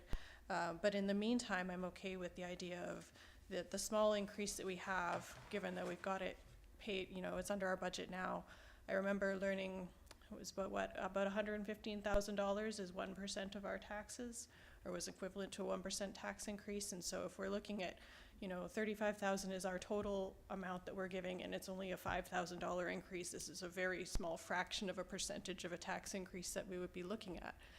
And it's looking at whether our townspeople are getting a benefit out of that, commensurate with that increase. And I think that in the case where we're looking at, council has come up with the idea of an economic development plan, which I had initially raised the issue of the taxpayers funding economic development for the town. So it's funny I'm saying this now, but that since we have this as part of our town's mandate, it's either the SBIA is contracted to coordinate much of this, or we have some of our town staff doing that. And now we do have a town staff person who is tasked with this, but it's not his entire job. And so I think that if this scope of work that we actually has needs to be done, we're going to be paying for it one way or another, because the economic development plan is ours. It's not ABCMI's, it's not COAST, it's not SIPs, it's ours. And so the SBIA, when we have a staff person that we are paying for, is partially working for us. And so it is appropriate that they would be the ones who would be coordinating any pieces that might be coming from these other organizations. And if there's, written work and coordination with us, it will be somebody that we are paying for that is doing it, and not somebody else who's another organization who we are not payrolling. So I think this is completely appropriate as it is. Thank you. Thank you, Councillor Duncan. I'll speak very briefly that I'm in support of the recommendation. Our economic development plan that council supported has partners like the SBI figure prominently, and I think it is certainly important to move this forward to budget deliberations to consider the tax impact or the dollars in connection with the overall budget. Councillor Novak. Thank you, Mr. Mayor. Just very briefly, while I do support this, as I initially said, because I think it has merit, I'm taking heed to what my colleague to the right of me has said, and yes, there are a lot of questions, and while we're referring this to budget deliberations, I would ask our friends at the SBIA to perhaps add one thing to the presentation that I feel is missing, and that is when you make such a big ask for something that's very specific over a period of 4 years, there should be an ability to measure the effectiveness of that change in funding, and especially if there's long-term hope that this become a continuous addition to their budgetary process, there should be some metrics developed that they can bring back to council to say, look, this is what your money did, this is what we achieved, here are the numbers to support it. So as I said, I'm definitely for it in principle, but if I saw that added to it, then it would make it a little meatier as a presentation. Thank you, Mr. Mayor. Thank you, Councillor. Seeing no further discussion, I'll call the question. All in favor? Opposed? Councillor O'Keefe is opposed. The motion carries. Thank you. And thank you again to the presenters for coming forward this evening. We'll next turn to bylaws. We have 3 bylaws this evening. Under 5A, we have bylaw number 2259, collection and disposal of refuse. We have had this presented and considered at a previous meeting, and we gave first, second, and third reading to that, and we do have a recommendation this evening. I will note that we did have one member of the public speak tonight on a number of points. I believe if we move the recommendation forward, that we can still go forward with questions or questions from staff or deliberations while that motion is on the floor. Councillor Novak? I'll move that bylaw 2259, collection and disposal of refuse, be adopted. Second. We have it moved and seconded. Discussion. I'll turn to the mover. I don't really have anything to add to our discussion. I think it's fine as is. Thank you. I'll turn to the seconder. Yes, thank you. I know that there were objections to the cost increase. However, I believe what they were looking at was the percentage increase and not the true magnitude. The true annual cost of the garbage disposal is still only $60. I have trouble thinking that that's a problem, especially with the presentation, with the information we received when we initially discussed this. It's still a very, very affordable garbage and refuse collection fee compared to other municipalities, and we know that the landfill here on Vancouver or in the CRD is very limited in space, and so we should be paying a premium for the disposal of our garbage, and we should definitely be thinking about the long-term cost of that and what we can do to minimize people using this collection service. So I'm happy with the way it's going forward. Thank you. Thank you, Councillor Duncan. I'll turn to Councillor O'Keefe. Thank you. Honestly, I didn't scrutinize this in great detail when it first came forward. However, the speaker during public participation caused me to go look at a couple of things, and I do have a question to staff about, it's on page 5 under containers, 19G. So it says, ensure that all containers are set out on a weekly basis, regardless of the amount of waste in the containers. Unless completely up. So if they're in, because I think what she seemed to think, was she saying that if they were empty, that she still had to put them out? Is that what? Okay, so was she just misunderstanding that, I guess? I'll take that as a question through the staff. Ms. Clary. Or I'll turn to Mr. Hissig. I'll turn to staff. Yes, that was misinterpreted. It's, every bylaw has to have specifications that are meant to outline the parameters of service as a way to keep costs down. Right. There are fine provisions in there that will never be applied in a case like that. It's meant for Okay. the most egregious offenses. Okay. So if someone doesn't put their can out because they don't have garbage, no one's gonna get fined for that. And, you know, the idea behind that is that you don't let stinky garbage accumulate, bringing pests by and things like that. Yeah. So in my jurisdiction, I get bi-weekly pickup.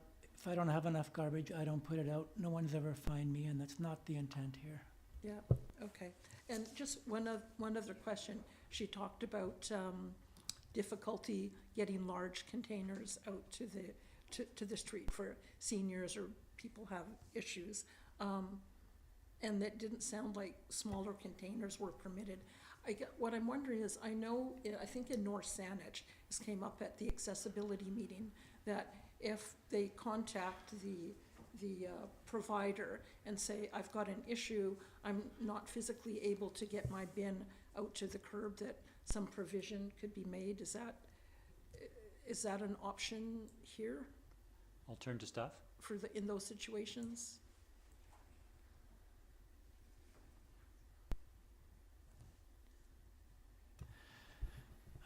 First of all, there's no requirement to have a bin of a certain size. It just has to be no larger than and no heavier than. Okay, You could easily have whatever is easy for the customer to use. But currently, we do not have any special provisions for those that require assistance getting it to the curb. There's no change here in terms of getting the can to the curb. okay, That's the service we've already had. okay. That's great. Okay, thank you. Thanks for those questions of clarification, Councillor. Those actually addressed, sorry, I did have one question through to staff, and that was the speaker making reference to the size of the increases, it being, I believe, 54% for single family, two family, less for others, and then less again for business. Can staff perhaps speak to how the increase was apportioned amongst the different types of users? Sure, it's not so much single family and multi, but it's more full service and not. And when you have full service, that includes the yard waste, and you have different inputs into all of these. So yard waste, for instance, has different disposal requirements and costs, and all of these are based on the garbage, on the contractors' bids on the different types of service. And yes, they are different percentages for each type of user, but that's because of the different parameters around each service. Thank you. And lastly, to the concern expressed with regards just to the magnitude of the increase, regardless, it's double digits for all types of users.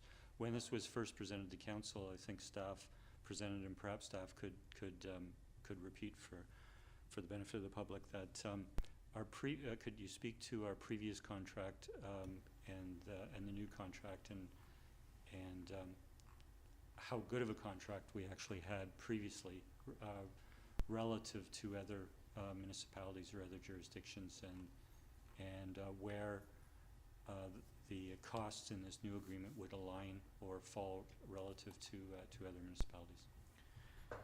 Thank you, Mr. Mayor. Yes, we were very lucky over a number of contracts to have much lower rates than anywhere else in the region, and unfortunately our luck has run out, and we are now closer to the regional average cost. It's still only $20 a month, and it's less than what some of the jurisdictions are paying, and we also have weekly garbage pickup, which some of them don't. And as Councillor Garnett pointed out last time, it's still much cheaper than in those jurisdictions where residents have to arrange for their own contracted pickup. Thank you, Mr. Hisik. Seeing no further discussion, I'll call the question. All in favor? The motion carries unanimous. Thank you. And we're turning to item 5B, which is bylaw number 2260, miscellaneous fees and charges, amendment number 2022. This was presented and discussed. Council gave 3 readings at a previous meeting, and we do have a recommendation. Councillor Duncan? I move the bylaw be adopted. I'll second that. And we have it moved and seconded. I will turn to the mover and seconder. No further comment. Any other discussion? Seeing none, I'll call the question. All in favor? The motion carries unanimous. Thank you. And we're turning to the third, under 5C, bylaw number 2261, Financial Plan 2023 to 2027, Amendment number 1. We have had a presentation considered at a previous meeting and given first and second and third readings, and we do have a recommendation. I'll move that bylaw number 2261, Financial Plan 2023 to 2027, Amendment number 1 be adopted. I'll second it. We have it moved by Councillor Garnett, seconded by Councillor Novick. Any discussion? I'll turn, none from the mover and seconder. I'll turn to Councillor O'Keefe. Thank you. I won't be supporting the motion. We had considerable debate on it last time, so I won't go into that, but just my underlying reasons for not supporting it is because it's to accommodate taking out a loan for 1.5 million to buy a piece of property on 3rd Street for a park, and then taking 800K from our provincial funding to pay for the roundabout. And in my 5 years on council, not one person has contacted me to say what we need is more parks in Sydney. But I've heard dozens of people saying what we need is more housing. We've heard that from individuals, from the business sector. We've got people sleeping in their cars on Gallaran and different parts of the neighborhood. So for me, it's difficult to go along and purchase land that will stay vacant for several years. I would have much preferred to use that 1.5 million to contribute to housing. So I can't support the amendment. Thank you. Thank you, Councillor O'Keefe. I'll turn to Councillor Garnett. Yeah, just a point of clarification, the $805,000 from that was $500,000 for the roundabout, $305,000 for the changing places waterfront washroom. Thank you. Thank you, Councillor Garnett. Seeing no further discussion, I'll call the question. All in favor? Or sorry, Councillor Rintoul. Sorry, you shifted on my screen, Councillor. But you're larger now, so please go ahead. I am larger. My wife has reminded me of that. Just to comment with respect to the intent here, this is about a purchase that has been authorized, and what we're voting on here is how it's paid for, not whether or not it's paid for. And so I use that. I hope it wasn't too cryptic, but I support this because the town has committed to purchase a piece of property that needs to be paid for, and so I see no point in being in opposition to amending our financial plan. Thank you. Thank you, Councillor. Thank you, Councillor Rintoul. Looking once again, I see no further discussion, and I'll call the question. All in favor? Opposed? One opposed, Councillor O'Keefe. The motion does carry. Thank you. Moving to the next items on our agenda, we have no development permits or development variance permits this evening. We're turning to adoption of minutes under number 7. I'd look for a mover to adopt the minutes of our regular council meeting on December 18th. So moved. Second. Moved and seconded. Any errors or omissions? Seeing none, all in favor? The motion carries. Thank you. We have no business not completed at a previous meeting under number 8. No rise and report from in-camera meeting minutes under 9. We're turning to the mayor's report number 10, and the single item is the CRD board highlights from the December 13th board meeting. I have nothing to highlight within the highlights, and so we are receiving it for information by virtue of it being our agenda. I think it's helpful for these monthly CRD board highlights to come forward for both council members and members of the public. If colleagues have any questions, I'll be happy to address them. And seeing none, we will move on to the next item. We have no council reports under 11, no committee reports under 12. We're turning to the first of 2 staff reports under 13. 13A is a request for road closures, the 443 Maritime Helicopter Squadron. I'll turn to staff for an introduction, please. Good evening, Mr. DeMare. Thank you, Mr. Mayor.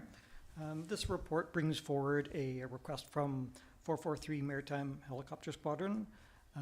They're based out of the Victoria Airport for a road closure in support of a parade on February 8th of 2024 this year. The event is in celebration of their 80th anniversary of the formation of the squadron and the 100th anniversary of the formation of the Royal Canadian Air Force. The parade is estimated to include approximately 150 military members, They would begin at the Mary Winspear Center, parade down Beacon Avenue in the downtown area, stopping at the town hall and on Beacon Avenue for short ceremonies. The event would end up at the Anavets on 4th Street. The event would be accommodated through a rolling road closures that help manage the traffic. This is similar to how traffic is managed through the Remembrance Day ceremony parades. The event is planned or proposed for a weekday, a normal work day, and staff would support this through the traffic control of the for the parade. And this could be accommodated through the downtown celebrations operational budget. At the end of the report, there's recommendations, including some conditions. I would just point out that since the original agenda came out and some communication with the organizers from 443, and that being a federal organization and how they deal with insurance, we made some slight modification to the condition surrounding the insurance and waiver of liability for the event. I'd be happy to answer any questions. Thank you, Mr. Demare. I'll turn to colleagues if there are any questions on the report or the recommendations. Seeing none, I would look for a mover of the recommendations. Councillor O'Keefe. I'll move the recommendation as outlined in the revision provided by staff. Do you need me to read out the whole thing, or can I just say that? Okay. And do we have a seconder? I'll second. We have it moved and seconded. Any discussion? Seeing none, I just want to congratulate 443 Maritime Helicopter Squadron on their 80th anniversary, and I'll call the question. All in favor? Motion carries unanimous. Thank you.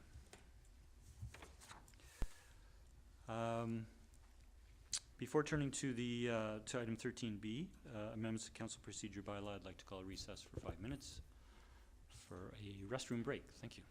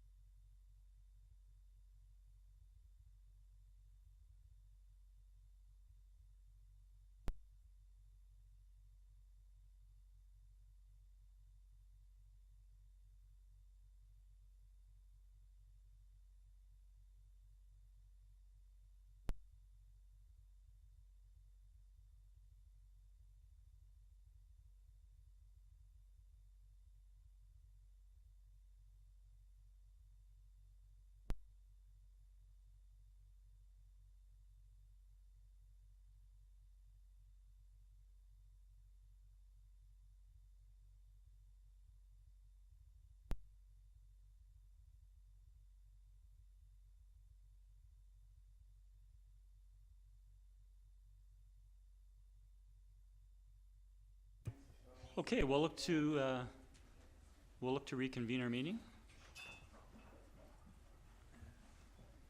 And so we're now turning under staff reports to item 13B, which is amendments to the council procedures bylaw. And I'll turn to staff for introduction. Thanks, Mr. Humble. Thanks, Mr. Mayor. The staff report discusses a resolution that was passed by council at the December 18th, 2023 council meeting. This was following a notice of motion that came forward. So this is actually I think the third time that this matter is actually being discussed by council. The intent of the resolution was for staff to propose amendments to the council procedure bylaw in order to facilitate the elimination of committee of the whole meetings and subsequently increase the regular council meetings from 2 to 3 times a month.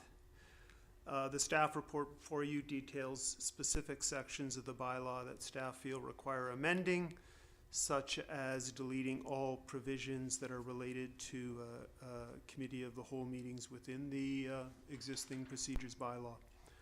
Furthermore, additional amendments are also being suggested by staff in order to ensure a higher level of meeting efficiency, given the load of additional committee of the whole meetings that will be placed on each respective council meeting agenda. These changes include changes to the meeting schedule during certain months and considerations for handling statutory holidays. The report also recommends the removal of the public participation component in development applications. And just to note, this the addition of public participation following development application proposals at committee of the whole meetings, that was added in the fall of 2021, so just over 2 years ago. It is also suggested that as a future consideration, the potential delegation of development permit and perhaps certain development variance permit approval authority be given to staff. This change, however, isn't part of the amending bylaw. It would require other amendments to other bylaws. But doing so, staff believe it would create greater efficiency at council meetings and as well be in line with the province's recommendations as part of the new housing legislation and to support additional housing within the community. So the proposed changes are incorporated into the council procedure amendment bylaw number 2264, and the staff report recommends proceeding with providing public notice for the proposed amendment. Thank you.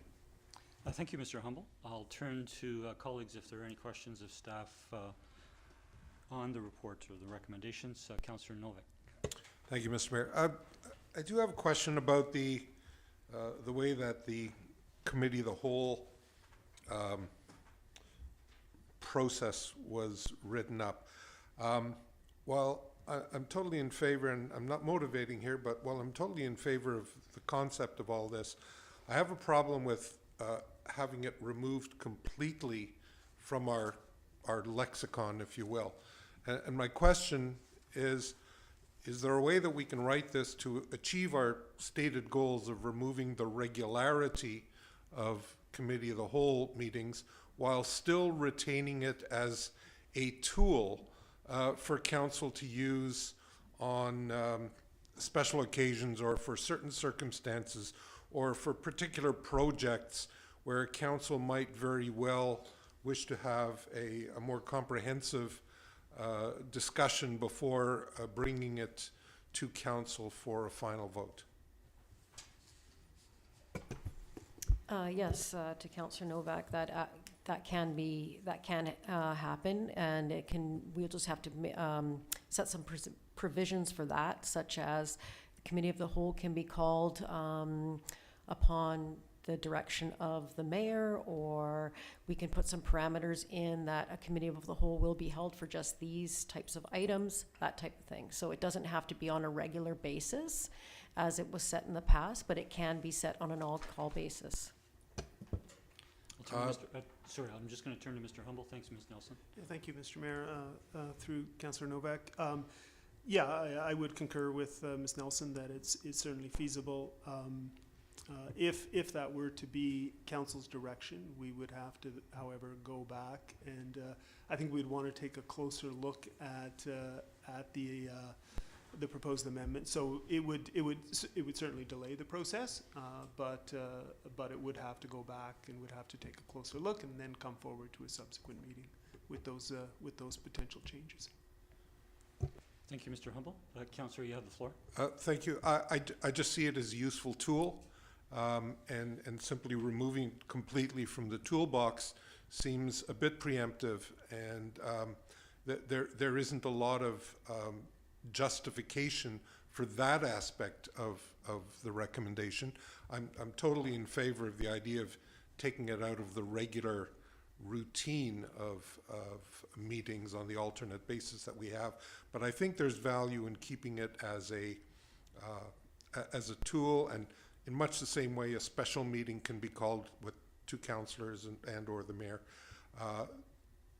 I think it would be worthwhile to have that available to, it may never get used, but if we don't have it at all, then it can't be used. Thank you. Thank you, Councillor Novick. I'm going to ask a question of clarification before turning to other speakers. And that is, if the amendment was to proceed to remove committee of the whole from the council procedure bylaw, which removes it as a scheduled meeting, we would still be able to call, council would be able to pass a resolution to schedule a committee of the whole meeting, or the mayor and CAO would be able to call a committee of the whole meeting without it being referred to in the council procedure bylaw. Yeah, that's a question for clarification. If I can speak to that, I think that yeah, I mean, the only I think concern, I guess, maybe I'd have is the specific parameters around how the meeting functions that are currently there's some provisions in the existing procedures bylaw that speak to various elements of how a committee of the whole meeting is run, and including the agenda format, etc. So if it were to be eliminated completely and we were to try to advance a committee of the whole meeting, we have no reference guide with respect to the meeting itself. Thanks, Mr. Humble. Councillor Novick, you did have the floor. Thank you, Mr. Mayor. So my next and final question would be simply, with the recommendation that has been presented by staff, if we wanted to move in the direction that I was suggesting, do we need to amend this, or do we simply vote the motion down and send it back for review? What would be your most expeditious program for this? So I would suggest that you provide direction to staff on how you wish to proceed. If you want staff to review options for including committee of the whole meetings on an on-call base, call the mayor or CAO, we can look into that, and then go from there. So a public notice for an amendment. Right now, the amendment is based on the terms that are in the staff report right now. If you want to change it, it's totally fine. Just let us know what you'd like to change, and we'll bring it back to you for a review. And if you're good with that, then we can go forward with a notice to the public on making those changes. So you would want a separate motion to that effect? Yes. Okay. Councillor, well, Mr. Mayor, I'm prepared to make a motion that we... So we don't have a motion on the floor, Councillor, as I know you're aware. So prior to putting a motion on the floor, I'll turn to others if they have questions of staff on the report. Thank you. Councillor Garnett. Yeah, thank you, Mayor. Through you to staff, just so I'm understanding, if this, as it's presented in the report, were to be 3 council meetings a month with no committee of the whole, would the mayor chair every meeting unless he's absent, and then another councillor would chair the meeting, but would we have a schedule to that effect? Because now we do, but would we have in this case? Those are the kinds of things that need to be determined and included in the council procedure bylaw. So it's at however council wishes to proceed. If they want the acting mayors to continue chairing the committee of the whole meeting, that's another process that we'll specifically add that into the council procedure bylaw. But as it sits right now, that would not be the case. Sorry. Right now, there with the way it's, with this. there would be no committee of the whole. Sorry, Right. if I may just perhaps provide clarification. If it was a scheduled council meeting and the mayor was unavailable to chair, the acting mayor would chair. But in absence of that, if the mayor is available, the mayor would chair every meeting during the Correct. course of the year. Okay, thank you. Thank you, Councillor. Councillor O'Keefe? Thank you. A question through you to staff. With the new legislation that's coming out, I'm wondering the way things are going to play out in terms of developments and that sort of thing. Are we anticipating that, I'm anticipating, but I'm not sure, so this is my question, that there's going to be less things coming to council for approval because the province is stated if somebody wants to build 6, units on a property of X size, they can do that. They don't need to come to council. So I'm just wondering how those changes will impact the volume of stuff that would be coming to council. If I can, Mr. Mayor, through the mayor to Councillor O'Keefe, and I see Corey Newcomb is attending via Zoom, and I think he may want to have some comments on this as well. But it's my understanding that really that's yet to be determined, I think, by each municipality with respect to how the development permit aspect works with respect to the new legislation, in particular as it relates to smaller lot multifamily residential development, and whether or not I think each municipality determines whether or not those are actual development permits and need to be approved at the municipal level. But again, I'll maybe refer to Mr. Newcomb if he has a comment on that at this stage. Thank you, Mr. Thanks, Humble. Corey. Good evening, Mr. Newcomb. Hi, good evening. Initially, I don't believe there would be a change in terms of how many items were coming to council. The properties that would be affected by this legislation currently only require a building permit. And initially that would remain the case, even with the larger number of units. It's possible that they could be made into development permit areas for various purposes. But recall that making a property into a development permit area requires a OCP amendment, and that is not a near-term undertaking. That would be a longer-term thing. So initially, we'll be compliant with the legislation by amending the zoning bylaw, and at that point, there wouldn't be any new development permit areas. So I anticipate the volume would be relatively the same. Okay. And one more. Councillor Keefe, you have the floor. And so, in the past couple of years, we've had some pretty big things that we've had to look at, like the active transportation plan, the OCP, things like that. So, and usually committee of the whole is a good opportunity to kind of dig into those things and review them. So would those just come to council and we would just take whatever time we needed, and if we needed more, we would defer it to another? I'm just wondering how those kind of things might play out. Through the mayor, if I can, to Councillor Mr. O'Keefe. Humble. Yeah, so indeed that would be the case. If council were to move forward with respect to advancing what is being proposed here this evening in terms of the amending bylaw, is that essentially, yes, there would be no committee of the whole. Everything, including major development applications, significant projects, etc. Everything will flow through the council business on a particular agenda. So everything will flow through council. Okay, thank you. Yeah, thank you, Councillor. I'll turn to Councillor Rintoul. Thank you, Mayor.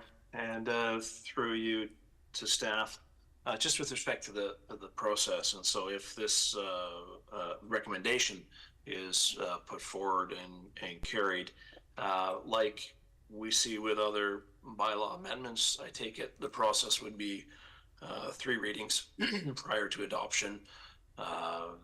Is there anything more detailed to the process, given that it's council procedure bylaws, or is it standard in that sense? Ms. Nelson? To Councillor Rintoul, yeah, so the only difference with this bylaw is if council wants to make any changes to a council procedure bylaw, they need to put out a public notice first to advise the public of what the general changes are and when it will be reviewed by council. That's the only difference, is providing that public notice in advance. We don't do that for any other bylaws, but this is one that's required under the charter. Okay, and so to clarify then, if I may, at second reading, if amendments were to be suggested, the process would restart with another public notice and first reading again. Is that correct? No.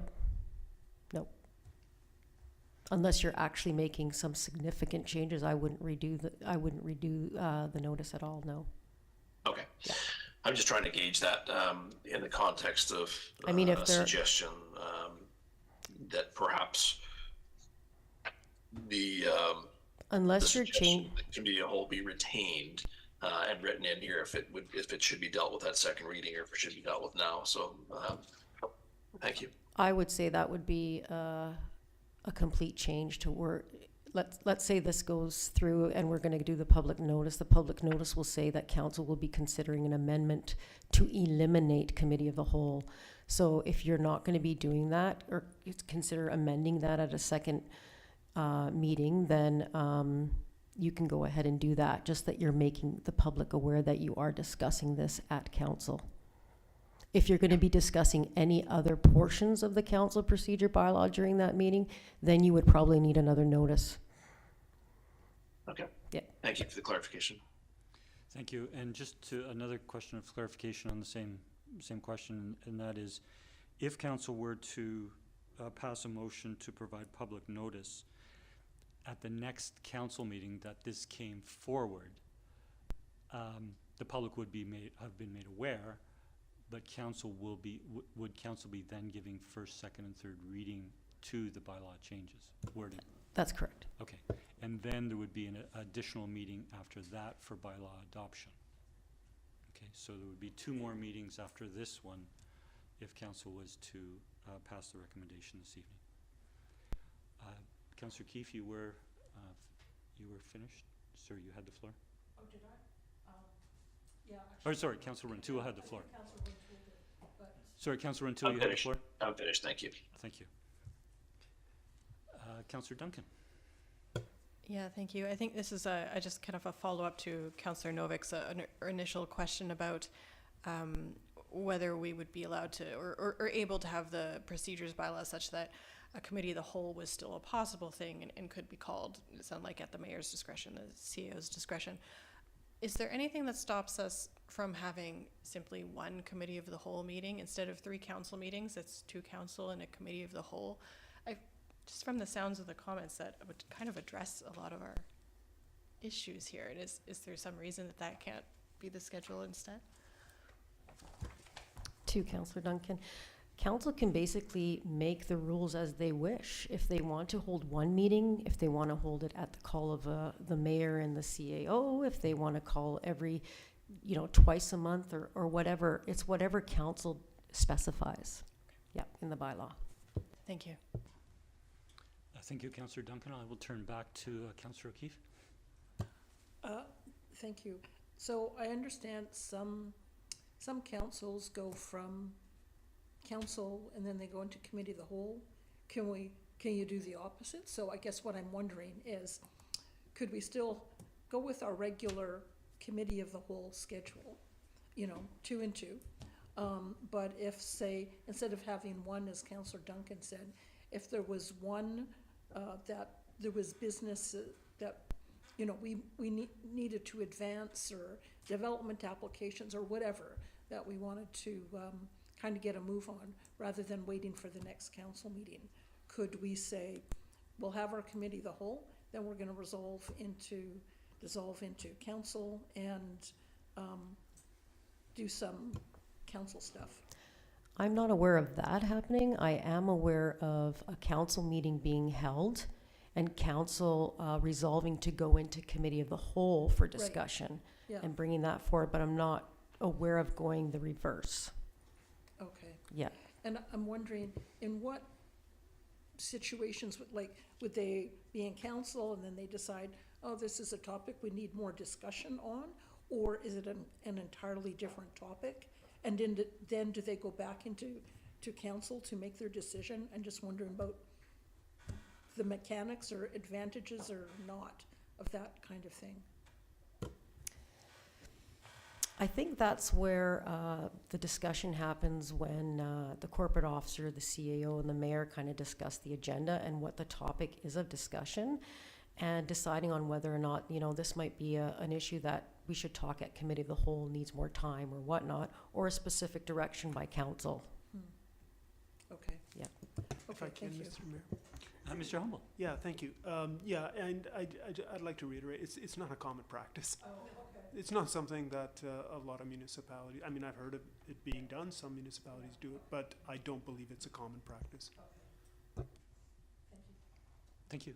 Councillor Goodnight. Yeah, thank you, Mayor, through you to staff.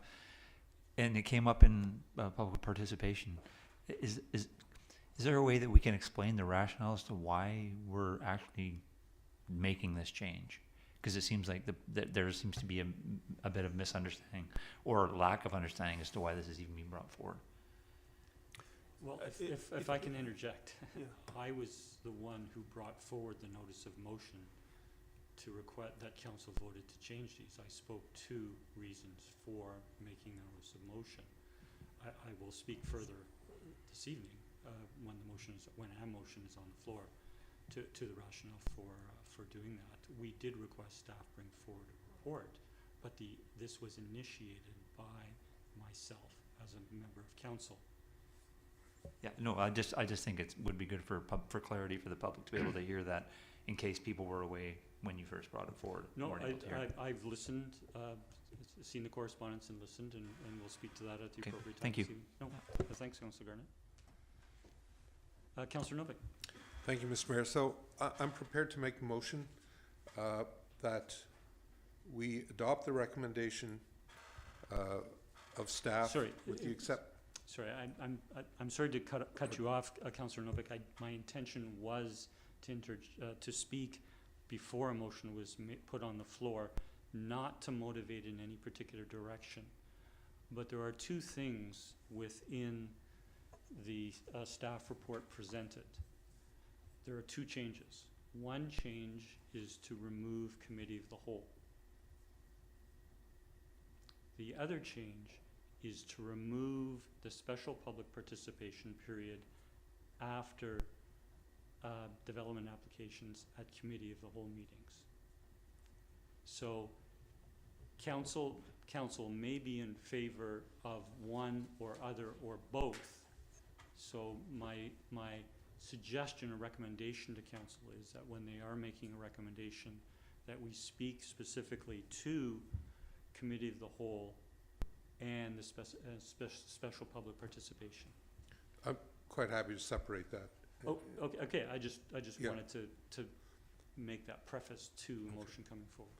So then I'll move that on the committee of the whole question that staff be requested to review the recommendation, and while eliminating the regularly scheduled aspect of committee of the whole, that a way is found to maintain committee of the whole meetings as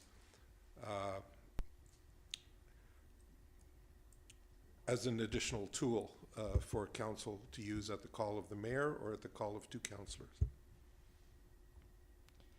Okay. I'm not sure how best to word that at this point. I appreciate that's a motion on the floor. One of the, and I can turn to staff on this, but one of the things that staff replied to in response to a question from council was, and the staff's response is that if we are to retain committee of the whole meetings as an option, there will have to be parameters specified as to when and why we call committee of the whole. If you look into our current council procedure bylaw, it specifies the purpose of committee of the whole meetings. And so if we are going to retain the capability, whether it's council passing a resolution or whether it's mayor and CAO calling a committee of the whole meeting, staff have indicated, and staff can correct me if I'm wrong, that the parameters for calling a committee of the whole meeting have to be specified. Your motion on the floor at present doesn't provide that. Okay. It was, and again, I don't want to debate this, but it was my understanding from the explanation of our corporate officer that the committee of the whole meeting could be called for any reason at the call of the mayor or at the call of two councillors.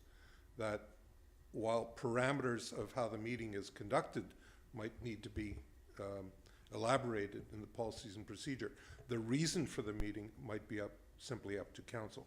That was my understanding. And perhaps that could be clarified. Sure, thanks. Mr. Humble. If I can, yeah, through the mayor. No, that's correct. I interpret it the same way. It's really about having the parameters in terms of how the actual meeting is conducted is fundamentally what we have to look at. Not so much, as Ms. Nelson pointed out, it's if the provision is there, the opportunity is there to call a committee of the whole. There doesn't have to. We don't have to lay out the reasons or the intents of why it would happen in advance. So then my motion could stand as presented. Was that Thank clear you, enough? Councillor Novick. Ms. Nelson, could you read what you have as the motion on the floor, please? Yeah, well, I'm trying to condense what you said. So to the effect that staff review options to maintain committee of the whole as an additional tool, something to that effect. That's basically what you're saying, that staff look into this and bring back an option to keep committee of the whole as an additional tool, and that we would look at just from the discussions on how to proceed with that. But not as a regularly scheduled Correct. meeting. Correct. Yeah, exactly. Yeah. An option. As an option. Yeah, that's pretty much it. Okay, so before this motion, which isn't yet seconded, before this motion, would it not be appropriate, if we're looking at changing committee of the whole, of doing these parameters, are we still moving forward with removing committee of the whole from as scheduled meetings? Yes. That would have to be a motion in advance or part of this motion. Well, that was part of what I said, that it would not be a scheduled meeting. Okay, thank you for the clarification.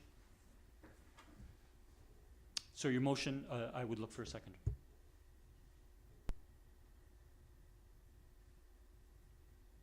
I'm not seeing a seconder, so the motion does not go to the floor. I will turn to council to consideration of another motion. Councillor Rintoul.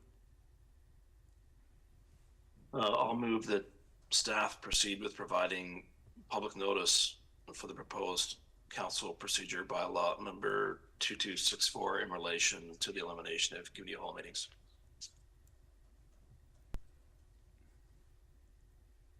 I will second that for discussion. Councillor Rintoul, as the mover. Yeah, thank you.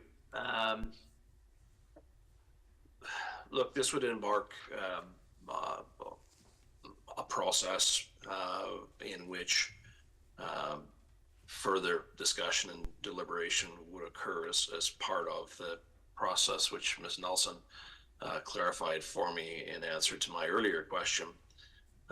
So it's not an end date decision this evening.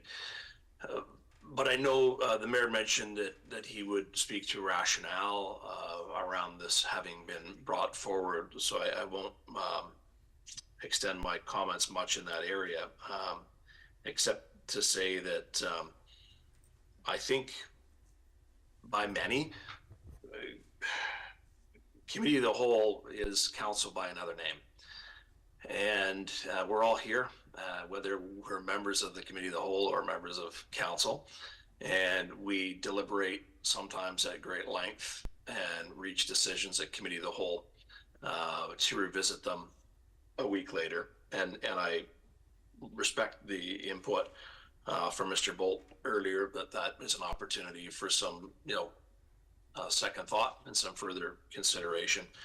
But I look to occasions in our recent past where we've had committee of the whole meetings, which have lasted, under 20 minutes to hear a presentation.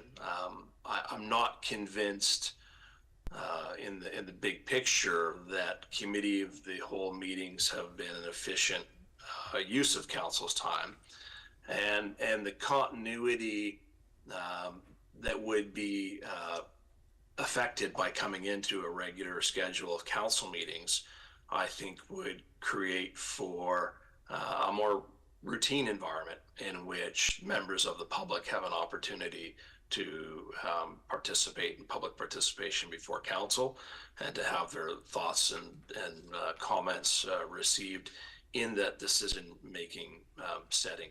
So I've been quite comfortable with the prospect of moving this to the next stage with respect to limiting committee of the whole meetings. It's my understanding that other municipalities throughout the province, including in the CRD, have done the same. I won't speak to their rationales, but that this type of continuity in terms of having 3 council meetings would likely well serve the processes. And another recent example, of course, is development approval conversations where we have discussions with developers around projects. For example, the Cedarwood property, where we revisit that a week later, if it can be scheduled, that quickly, depending on when the meeting fell in the cycle. And there is a loss of time, and we're seeing that emphasis from the part of the province, certainly, to try to be more efficient in these areas. I don't want to discount the need for ongoing public consultation and public input, and I don't think this does that. Neither of the proposals that we'll discuss do that, because we retain the public participation opportunities at each council meeting. So I'll leave my comments of support there. Thank you. Thank you, Councillor O'Toole. As the seconder of the motion and the one who brought the motion forward initially, I wish to speak at some length for the rationale for doing so. I'll begin by saying that bringing this motion forward that has led to this report was in no way connected to the provincial announcements on new housing legislation and potential impacts on municipalities. This is something I've considered long before that, and it's something I've given consideration to during my 8 years on council and 5 years chairing council. And before answering the question, why make the change, I want to answer the question, what would change? So if we had only council meetings instead of committee of the whole meetings, if I think back to the last 5 years of council and committee of the whole meetings, I can think of no topic that was discussed and was on a committee of the whole agenda that would not have received the same discussion and deliberation and questions of presenters and questions of staff that would happen in the same fashion at a council meeting. And in fact, it does happen at a council meeting. There are items that come forward that we ask questions and deliberate on for in excess of an hour, up to 2 hours in a council meeting. The purpose of the committee of the whole meeting, as specified in the council procedures bylaw, the purpose of the committee of the whole is to allow council to meet in a less formal and structured manner too, and it says discuss a number of issues. But for example, it says discuss complex administration, finance, zoning, and land development issues. That would include development applications and variance applications.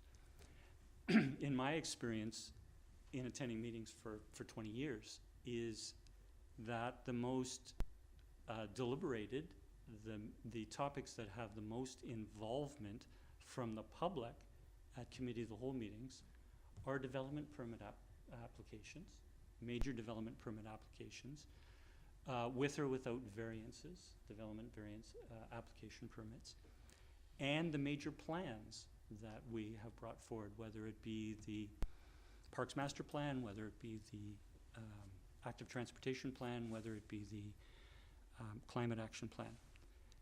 And again, I will go back to say that in retrospect, in thinking back to the discussions that our councils have had during Committee of the Whole on any of those, on the development of any of those plans, or on the discussion on any of the development applications, however contentious they were, is we would continue to have those same discussions, deliberations at a council meeting. So I'm trying to answer the question, what would change in not having Committee of the Whole in council meetings, and I'm suggesting democracy is not going to change.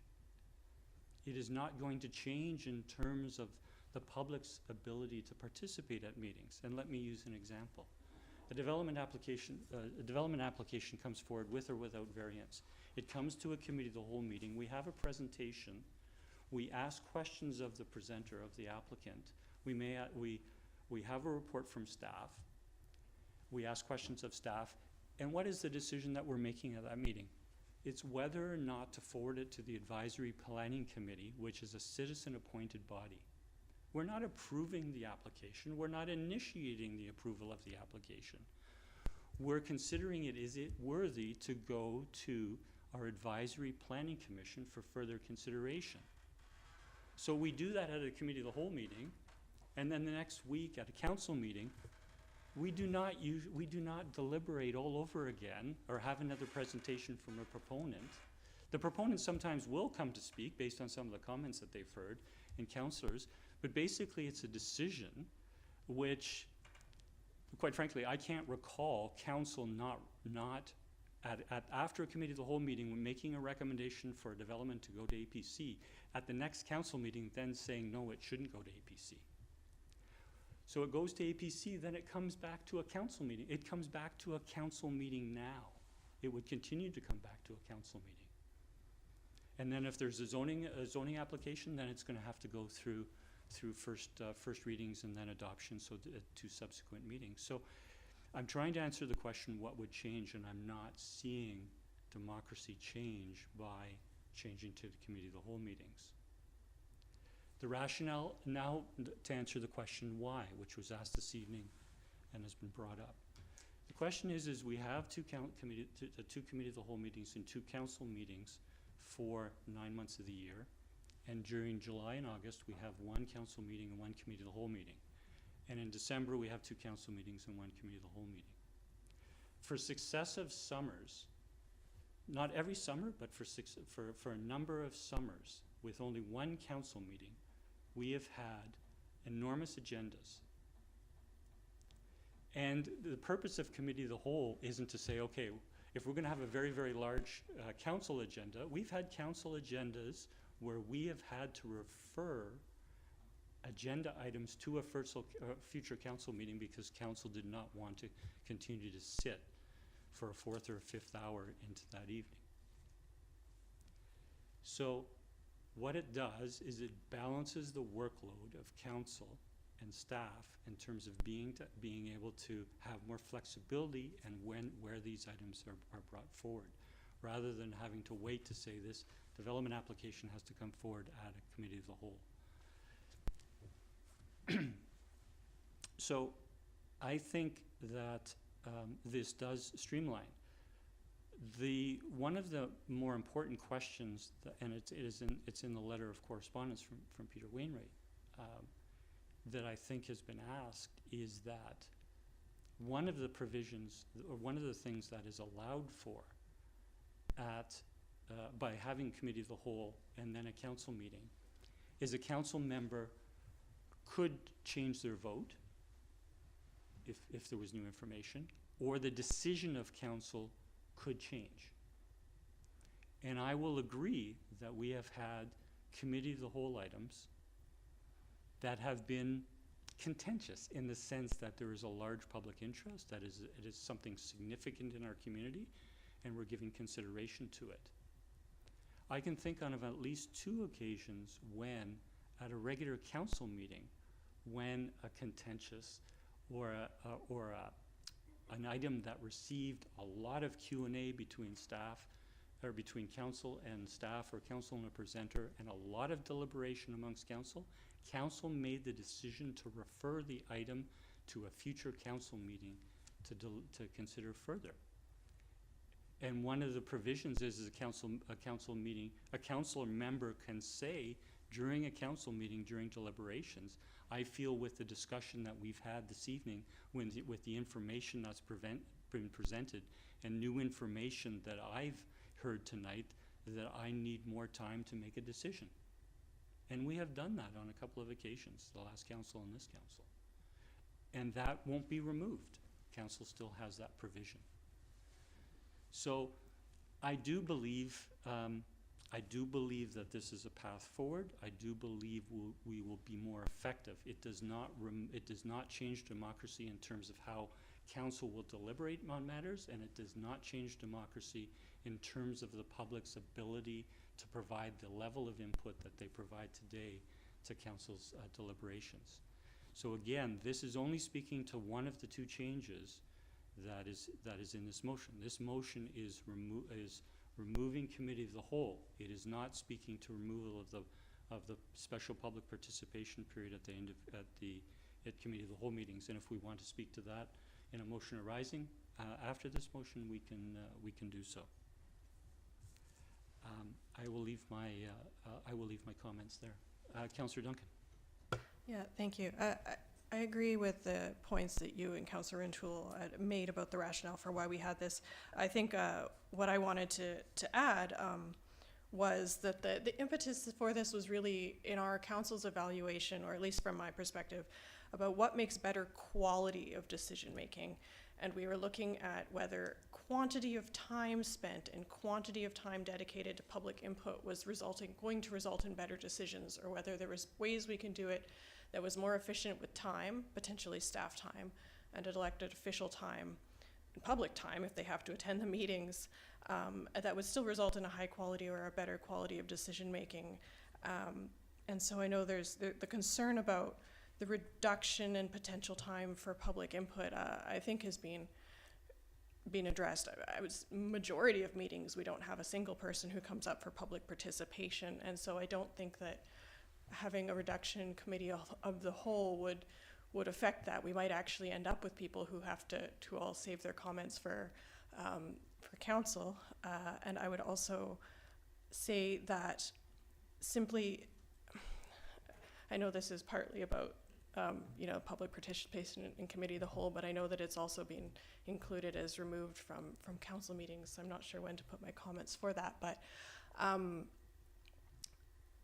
that we added in the extra public participation that we had under committee of the whole. It didn't used to be there, and our council actually added that in. Okay. Councillor Duncan, I appreciate you want to speak to it, but it's actually not within this.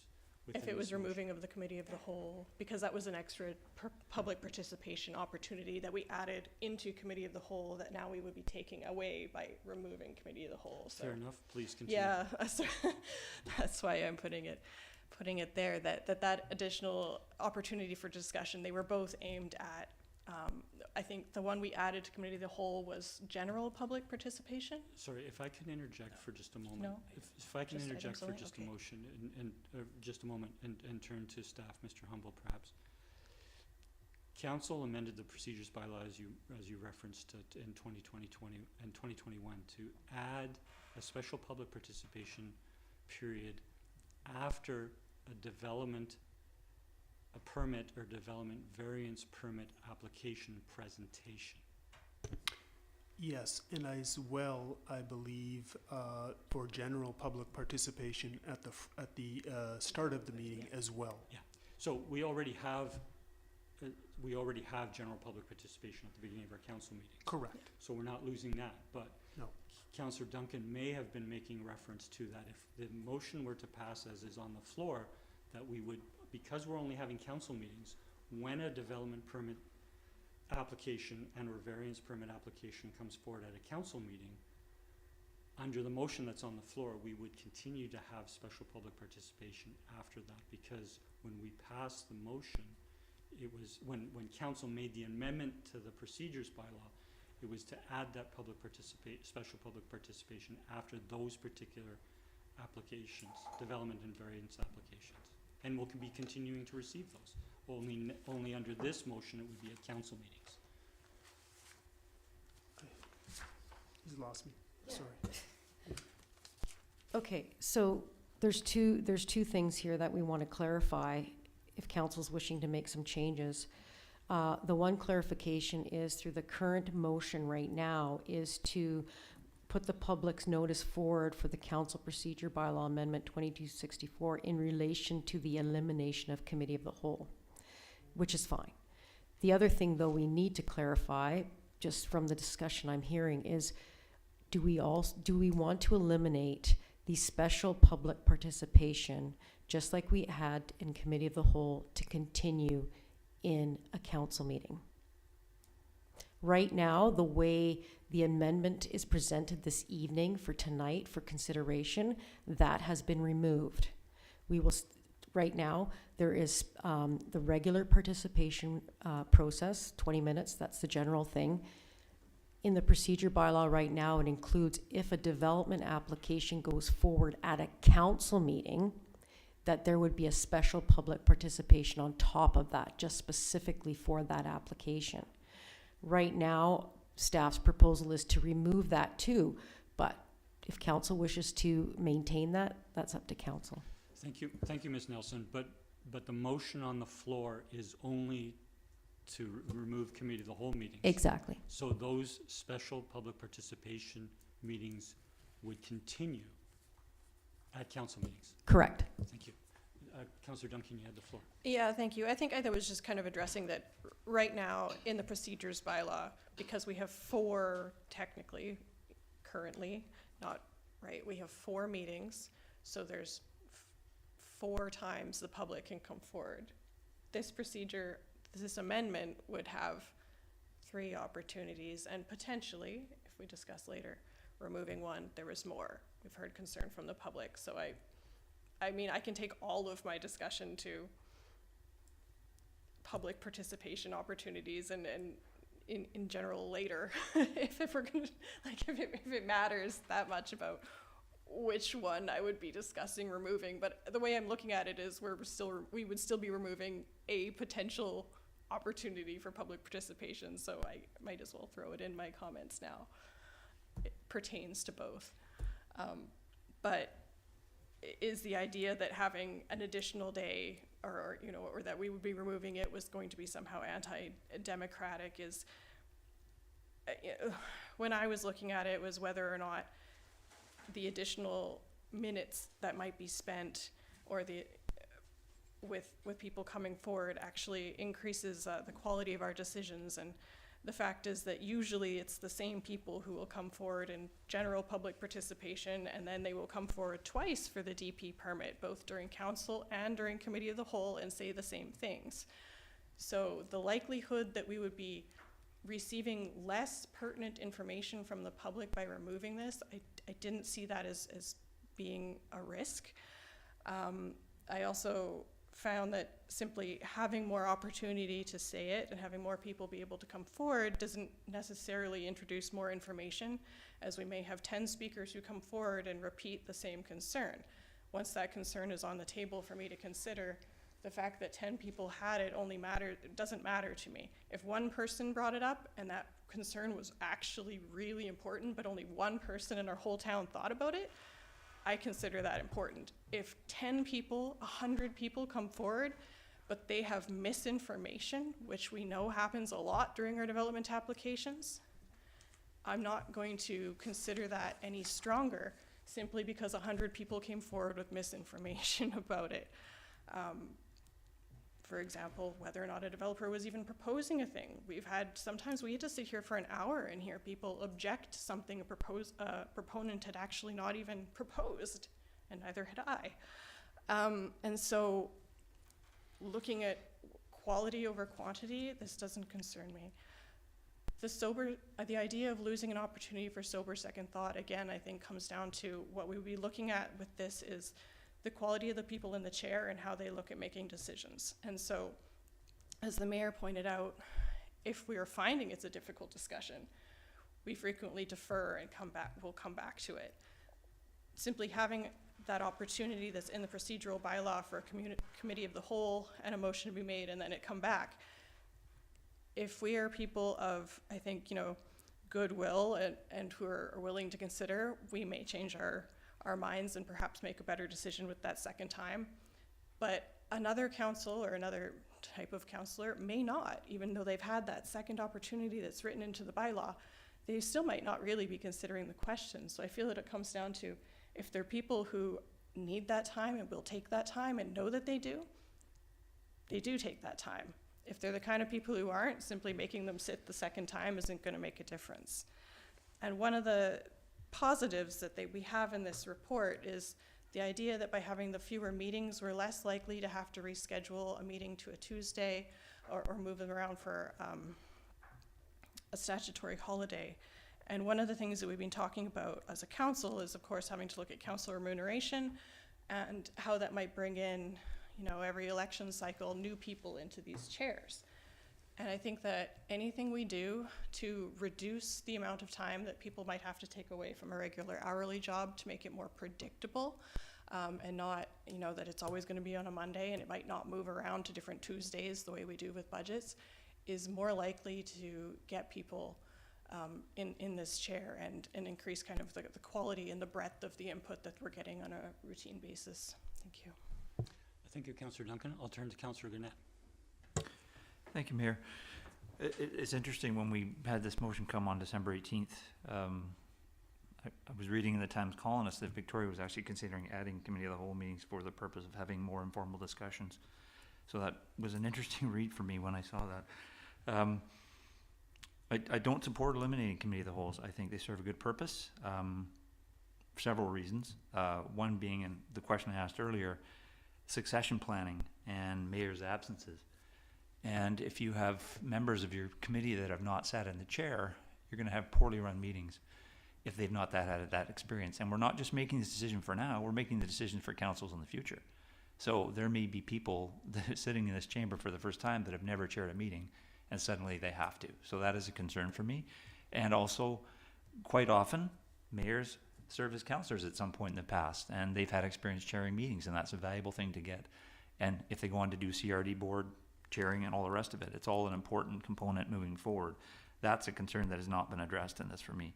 I think that adding these presentations to council meetings and having all that goes with it has the potential to make our meetings longer.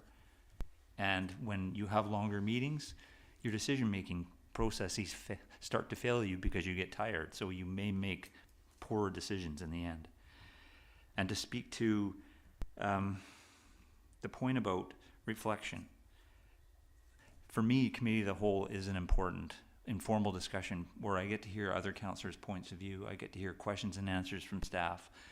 And information that I glean from that is important, but I replay that meeting several times in my head. And it drives me to want more information. It drives me to do more research, to reach out to staff, to reach out to colleagues who've brought things forward. Why did you ask that? I need that time. I think it allows me to make a much better and more informed decision when those things come before us eventually at a council meeting. And sure, there's a lot of things that are very straightforward, and for that purpose, for those purposes, I think this change would work. But it doesn't have to be a difficult issue. It just may be an issue that I want to think more on. And quite frankly, that's a lot of things that come before council committee of the whole. I'm just one of those people that maybe it's just me. I need to process, and I need to be able to think longer on things, even if it's simple. And maybe there's nothing comes forward out of that in the following days that go past. But quite often, I do think long and hard about things after the fact. And I have gone back and forth on decisions routinely because I do that. And I think in the end, I make a better decision because of it, because I've had that opportunity to listen to the committee of the whole in an informal setting with all kinds of extra information, and then have time to go back and ruminate on it and just let it sit.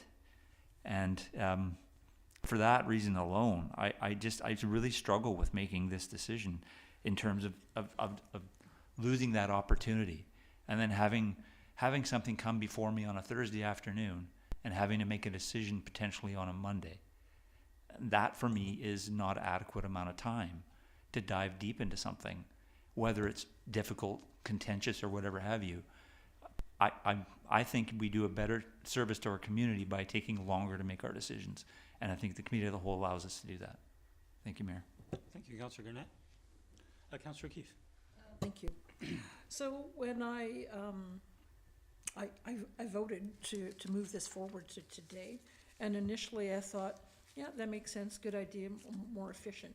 But when I actually started thinking about it and looking at some of the feedback and think about what my process is like in terms of approaching agendas, and it's a lot of work to get an agenda package on Thursday afternoon, and then depending what's going on in your personal schedule, finding the time to go through all of those items, ask questions to staff, do some of my own research, try to gather thoughts, and try and make a good decision. For me, committee of the whole is a little bit less pressure. Still go through that process, but can go into it kind of with a more open mind, knowing that we don't have to make a decision that night, and that there's the time to really listen to what everybody has to say, percolate on it for the next week. Like Councillor Garnett says, do some additional research. So I like that aspect of it. The other thing is I'm not convinced that I'm concerned that we're still going to have long council meetings. And so if the purpose of this is to minimize the time we spend at council, I'm not convinced that we're going to spend less time, because all of that deliberation and that back and forth that we would do at committee of the whole is still going to have to take place somewhere. The other aspect for me is in terms of the public, so that the way it is now, if we bring up a certain topic at council, or say it's a committee of the whole, and word gets out there to people that, hey, they're talking about this or that. Not everybody is watching council meetings every night or has the time to be looking at the agenda, but you know, after a week, if it's a hot topic, it'll percolate out there at social media, and people will start to get feedback on that. And so I think that's an important thing. And I guess you could argue that, well, it's not our fault if they're not listening. If they really want to have something to say to council, they need to be paying attention every Monday, looking at the agenda to make sure they get their thoughts in. So I feel that's going to be missed, is that if we just have council, we'll come to council, whatever that topic is will take place, we will make a decision, we will move forward, and then as word gets out there, people say, well, I didn't know they were going to do that, I would have liked to have some input on it. So I'm afraid of missing out on that opportunity. And I think, we're also talking about, well, sometimes, you get 10 people or 20 people that they all say the same thing anyways, or sometimes it's incorrect information, and it may or may not affect your decision-making process. However, the flip side of that is it's not just about us and our decision-making process. For me, it's also about our community feeling like they had an opportunity to say whatever they wanted to say or provide input.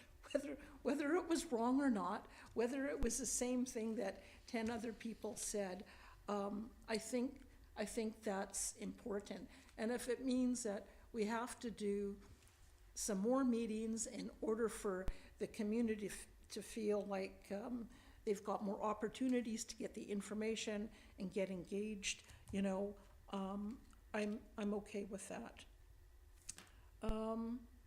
So I think I'll leave it at that for now. Thank you.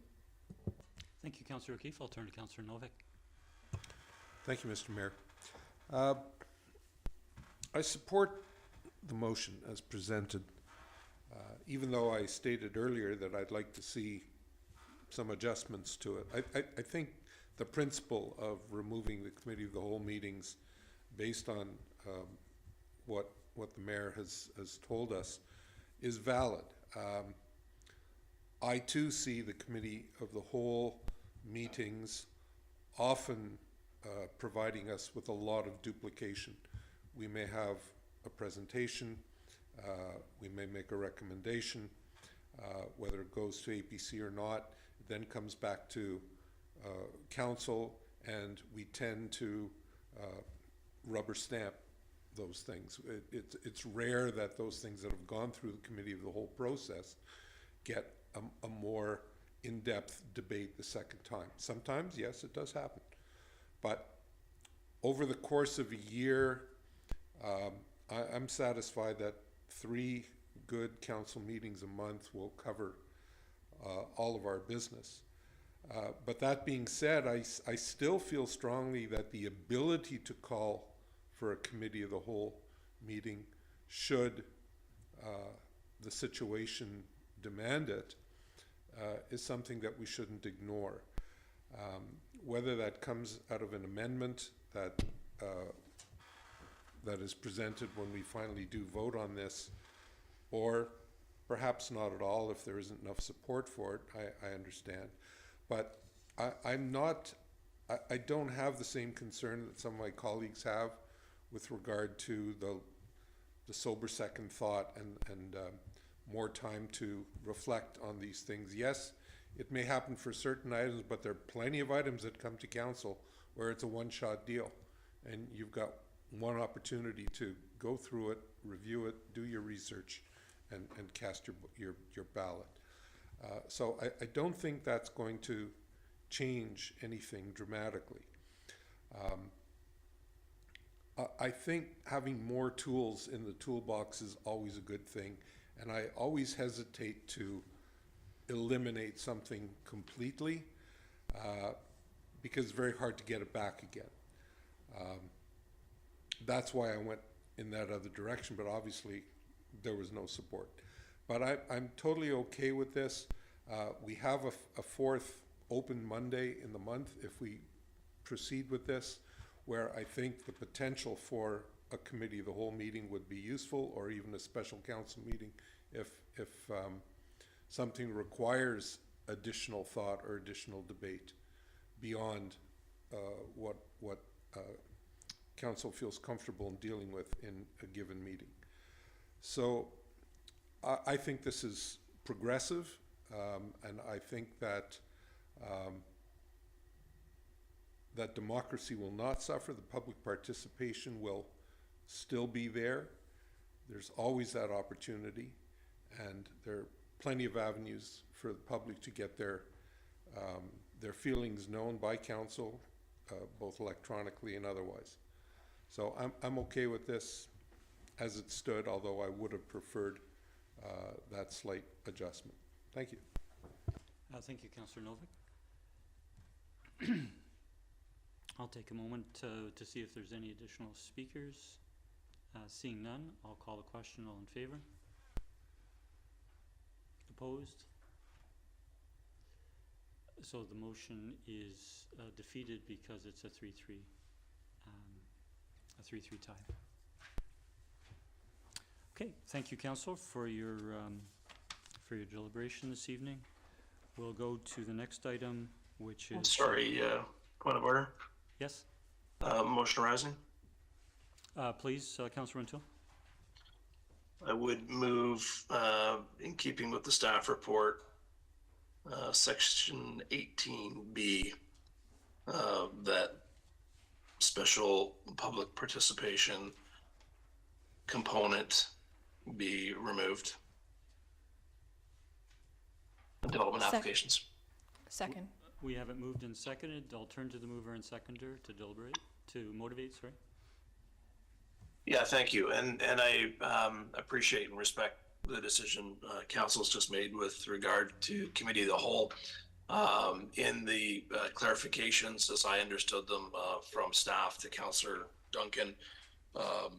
The other recommendation from staff was around the implementation of this special public participation opportunity, which last council introduced in the fall of 2021. So this is where a developer may give a specific presentation, and following that presentation, members of the public have opportunity to ask clarifications, be it of in practice, it seems to have been of council collectively, or committee of the whole collectively, or of staff, or of the developer.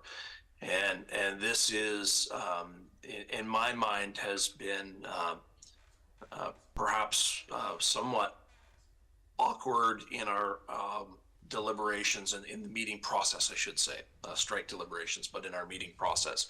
And I say that because members of the public are uncertain typically whether or not they're to be addressing this in the open public participation period. And that's, of course, when historically they have always had that opportunity to participate, or whether or not it should, be deferred and dealt with under a specific agenda item.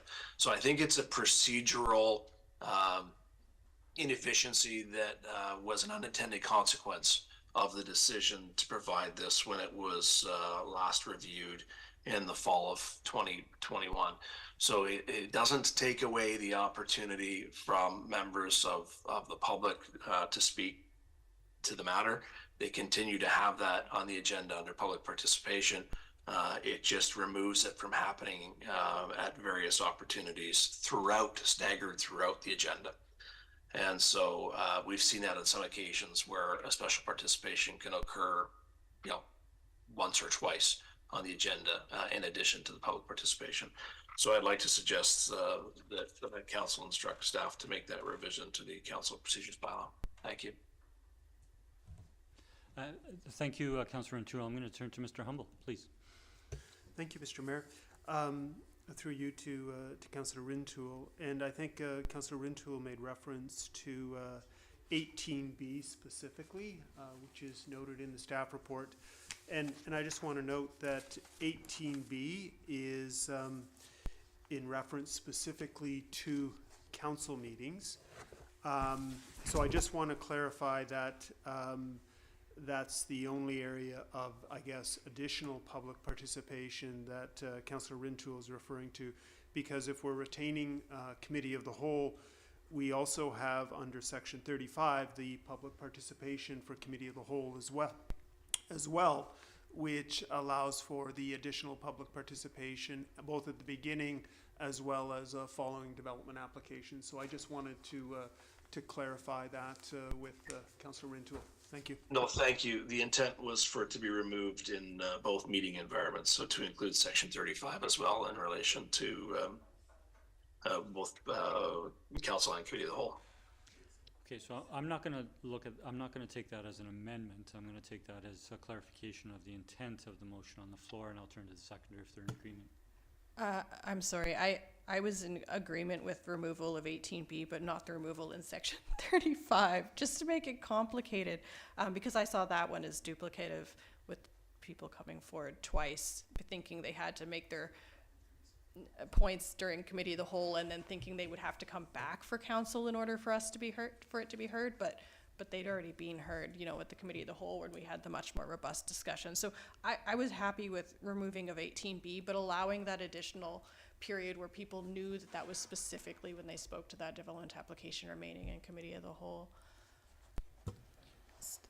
Okay, not so sure what to do with. I'm going to turn to Ms. Nelson. Thank you, Councillor. I'm sorry to make to clarify the special public participation period after development application presentation during committee of the whole.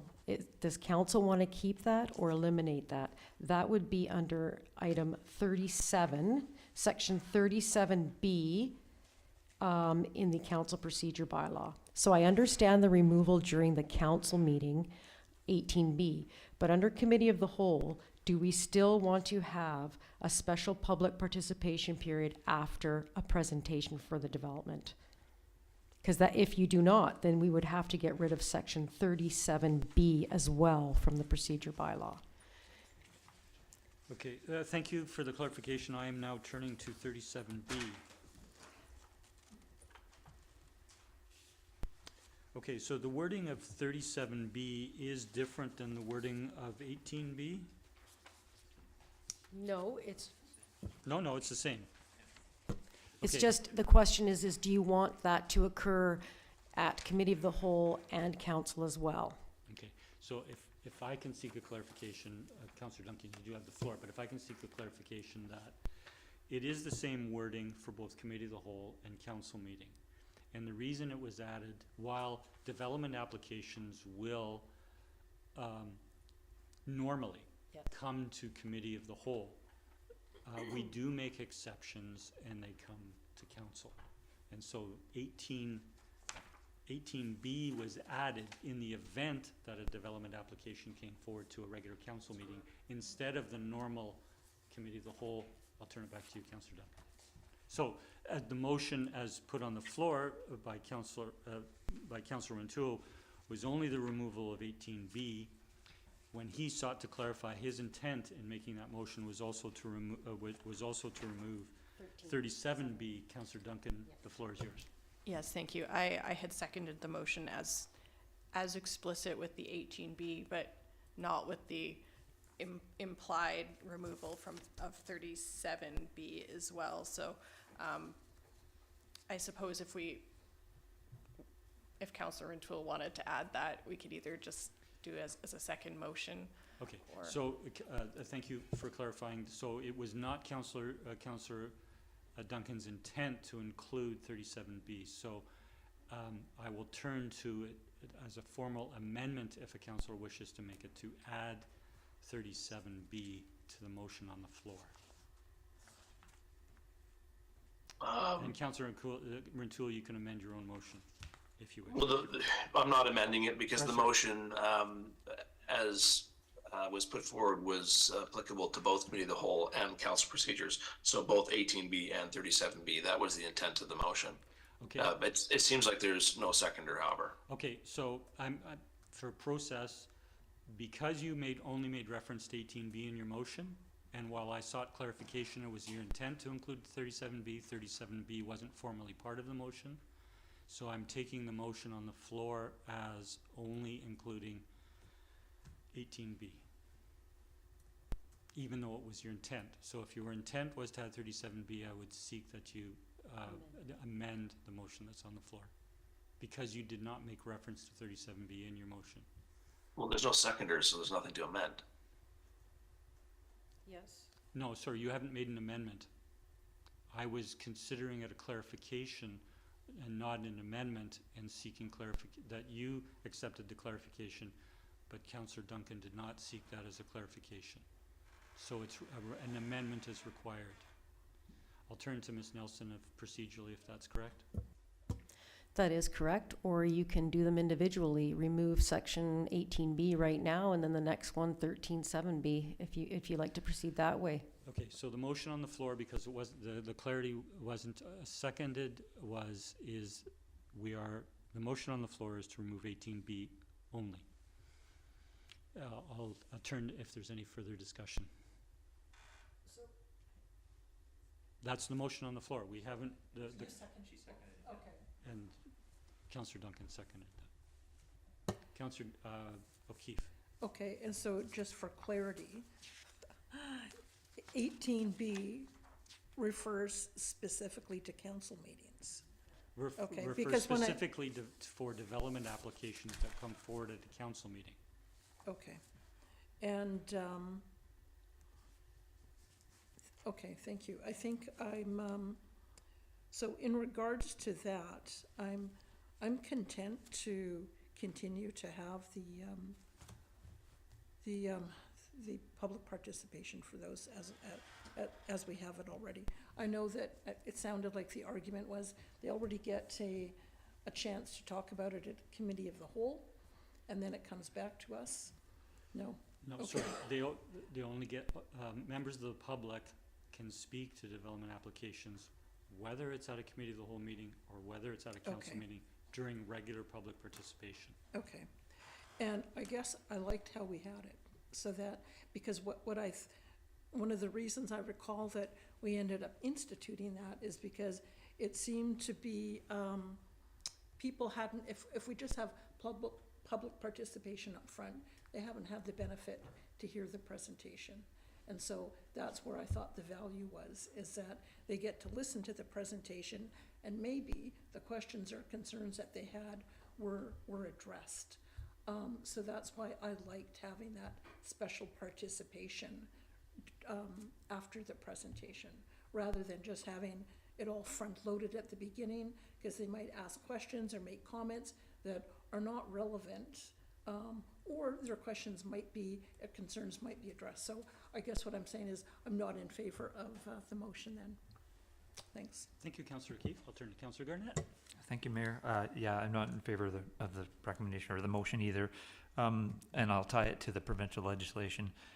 We already have a senior level of government through their housing legislation that have eliminated public hearings for rezoning when it complies with the OCP. And I see this as a different level of government. I think we should try and retain as much public participation as we possibly can, given that they've already lost other opportunities. Thank you, Mayor.